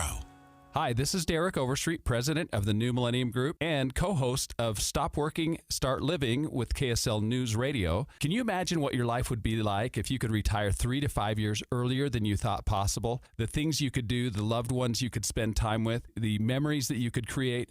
That's what our team at the New Millennium Group does. We'll walk you through the entire process every step of the way. If you'd like to get a copy of the 5-step proprietary plan that will help you retire 3 to 5 years sooner than you thought possible, give us a shout right now. 888-999-6370. That's 888-999-6370 or utahsfinancialplanner.com. Listen, most of our listeners right now have a tax problem, not a money problem. There's not enough money in Social Security Medicare as it is. Let us show you how you can significantly reduce your taxes. That's 888-999-6370, 888-999-6370, or utahsfinancialplanner.com. Get in the zone, AutoZone. Summer's almost over, but the heat is pressing on. If you've got battery trouble, stop by AutoZone for free battery testing. It may just need a charge, and we'll do that for free too. If you do need a battery, we've got options starting at just $89.99, and we'll recycle your old battery for free. Now that's a strong start. Don't miss the end of summer sale, now at AutoZone until September 22nd. Get in the zone, AutoZone. Restrictions apply. This is the story of the one. As a maintenance supervisor at a manufacturing facility, he knows keeping the line up and running is a top priority. That's why he chooses Grainger. Because when a drive belt gets damaged, Grainger makes it easy to find the exact specs for the replacement product he needs. And next day delivery helps ensure he'll have everything in place and running like clockwork. Call 1-800-GRAINGER, click Grainger.com, or just stop by. Grainger, for the ones who get it done. This is Derek Miller speaking on business. Utah State University empowers people to learn, innovate, and grow. As one of Utah's largest employers, USU plays a vital role in strengthening communities and the economy. Vice President for Government and External Affairs, Devin Weiser, joins us with more. At USU, we drive innovation that fuels Utah's economy, turning knowledge into impact. As one of the nation's premier student-centered land-grant and space-grant universities, USU partners with communities statewide to solve real-world challenges and drive success. As Cache Valley's largest employer and Utah's 7th largest, USU supported over 17,000 jobs statewide and generated $2.2 billion in economic output in 2023 alone. With 3 residential campuses and more than 60 online degrees, USU empowers nearly 29,000 students in every corner of Utah. Serving all 29 of Utah's counties, USU Extension programs bring vital education and resources to families, farms, and businesses across Utah. Most graduates stay in Utah, contributing to a skilled workforce and strong communities. We prepare the teachers, nurses, engineers, and leaders Utah needs. We are Utah's state university. We are innovators and doers, built for all, no matter where you live or who you are. Utah State University drives innovation and economic growth, supporting thousands of jobs statewide. USU empowers students and communities across the state. To learn more, visit usu.edu. I'm Derek Miller with the Salt Lake Chamber, speaking on business. Any Hour Services free furnace sale is going on right now. If you haven't scheduled your free estimate yet, what are you waiting for? Call Any Hour Services today or schedule online at anyhourservices.com. And expanded Inside Sources. We spent the day talking about the tragic events that occurred yesterday at Utah Valley University in Utah County, the murder of Charlie Kirk, and what's happened and the fallout from that. But today also marks an important day, and that is that it's 9/11. It's September 11th, and 24 years ago today, we had one of the worst tragedies that ever happened in our country. Jeff Kaplan's Minute of News reflected on that. The question is often asked, where were you on September 11th? Me? I was doing my radio show in New York City with a perfect view of the World Trade Center. And our traffic guy in the chopper came on the air. We are just currently getting a look at the World Trade Center. We have something that has happened here at the World Trade Center. We had seen a fireball, and I can tell you it appears as though something has gone into the World Trade Center. We're in shock, and we're sending reporters down there to the World Trade Center. We're getting eyewitness reports on the phone. It was chaos. It's exploding right now, Tommy. We're seeing another Apparently plane. that was another plane. We have a witness who we just spoke to a moment ago. We're hearing from Carl Tendler, who was at the Village Apartments in Washington Square. We're trying to bring him on the air. All right, that was a Carl? second plane that just blew? Number 1. It's been another one, Carl. Yes, he hit in building number 1. Even before the buildings collapsed, there were people crying in our newsroom. And we couldn't find out about the people inside the building. Roughly 50,000 people, as we know, work at the World Trade Center complex. More than just the 2 buildings, there are many that are low-rises beneath. In those 2 towers, there are a tremendous number of people, and there are gaping holes and flames flying from some of the upper floors. We wish we could tell you exactly what was going on inside. We don't know if this is ominous or not. Certainly communications would be cut at a time like this. The transmitters atop the building have shut off some of the TV stations here in New York City. The question is, with no communication from inside the building, what has happened to the people on those upper floors? We haven't heard from any witnesses inside the World Trade Center. That day, we just didn't know what had happened to all the people. And all these years later, we'll never forget. Jeff Kaplan's Minute of News, only on KSL News Radio. So Jeff is joining us, and thank you for making me cry at the end of a long day. Jeff. I understand. I get that way, too, hearing that. It was a long time ago, but it's so fresh for me, you know? Yeah. What's top of mind when this day comes around every year? It's which do you cover? I want to bear witness about 9/11 because it's important, but we have things happening here today that are also very important, and it's like a conflict to me. Jeff, you had to wonder at the time, you're seeing... the description you gave was just incredible, but these balls of fire going into the buildings, and then it continues to get worse as time goes on. A second building's hit, and the fires continue. And then, I mean, what was that like to experience the buildings collapse? It was personal. I have to be honest, it was personal, and probably for every New Yorker, because you know people who work down there. You know people, the chopper pilot you just heard. He was right outside the World Trade Center flying, and Tom felt the blast wave. He was quickly told, you have to get on the ground. Everything is grounded across the USA, and he landed for 3 months. But it was about the people you knew. We had sent reporters down there into that cloud, and at that moment, as the towers fell, we didn't know if they were dead or alive, our own people. And so it was very personal, and I think for about 7 million New Yorkers, same thing. Yeah, yeah. So I heard you this morning when I was driving into work, and you were talking about how do you move forward after this? So we have 9/11 24 years ago, but we have Charlie Kirk yesterday, and it feels, I mean, almost like a good reminder of 9/11 to talk about how do you move past something like this? Well, back then, there was a lot of talk about September 12th and what was different. In New York, everybody was a victim because you knew somebody, you felt something, you saw the missing persons posters by the hundreds on the walls of buildings. And so there was this communal spirit. I mean, New York is not a friendly place. Ask anybody from Utah who's been there. They don't wave hi to you on the streets. Waiters are snooty. But on September 12th, that changed on a dime. And it lasted for quite a while because we were all kindred spirits at that moment, and we came together. I want to tell you that I see the same thing here today, but I've been on Twitter, X, and I don't see it. Yeah, we're seeing maybe something almost the opposite. Jeff, have you visited the 9/11 Memorial, and if so, what does that mean to you? It just means a lot of crying. It took me 7 years to get there. I couldn't bring myself to do it. I mean, you can hear in my voice, this still brings up a lot just talking about it.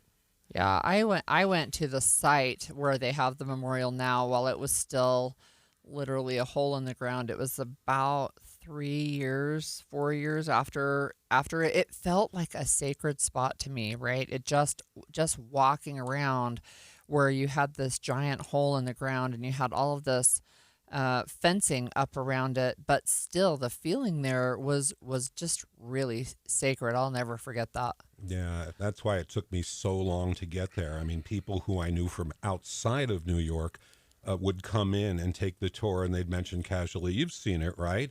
And I understand that broadcast that you just played at the beginning of this segment was curated and is part of the exhibit inside the museum there. And I couldn't bring myself to go. Eventually, I did when I'd sanded off enough of the emotion that it was okay to visit. And it was powerful. Wow. Thanks for joining us this morning. That was KSL News Radio's Jeff Kaplan, who really, that was very, if you haven't heard that soundbite from him, his minute of news, you've got to listen to that. That was really compelling. He'll have more this afternoon starting at 3 p.m. on KSL News Radio. Look, as we come to the end of our show today, we just want to remind our listeners that what we know, what we don't know yet, we know that the FBI has a person of interest, that they have released photos. They are hoping that any viewers or listeners of our show, in this case, can send them information. They want to talk to this person. It is a young male, adult male. We know that they are offering up to $100,000 in reward money for the arrest of the shooter for Charlie Kirk. We also know that Vice President J.D. Vance is coming to Utah. That was breaking news during our show, that he will be here to escort Charlie's body and his family on Air Force Two back to Arizona. And we know that there will be another press conference during Maria Shaleas' show coming up. And it was just a week or so ago that we attended through this show a couple of funerals for some law enforcement officers from the Tremont and Garland area and their families. And we've seen on the TV screens the family of Charlie Kirk, his wife, two beautiful little daughters. I mean, there are victims we've talked about who were there watching this, who suffered through this, and who really had to live the trauma. But there's a family who are on their way to Utah right now to pick up their husband and father, and that is a position you never ever want to be in your life. Yeah, it's, we had Brigham Tomko on the show earlier today. And one of the things that Brigham posted yesterday, he is a reporter for the Deseret News. He talked to Charlie Kirk about 3 weeks ago about what his mission was. This is Charlie's saying, look, and I will tell you, I disagree ideologically on most of what Charlie stood for, but not this. My job every single day is actively trying to stop a revolution. This is where you have to try to point them towards ultimate purposes, towards getting back to the church, getting back to faith, getting married, having children. That's the type of conservatism that I represent, right? The virtue, he said, of lifting people up and not just staying angry. I can get behind that. Right, and I hope this doesn't cause any sort of stain on the Utah Valley University community. That's a wonderful campus. It was a great thing they did to bring him in. I think it was a bold thing to do.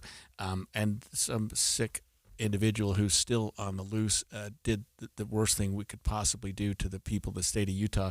But I hope it's not ever seen as a reflection on the people of Utah as well. Yeah, we're going to have Midday with Maria Chaleos next. She'll have continued coverage on the ongoing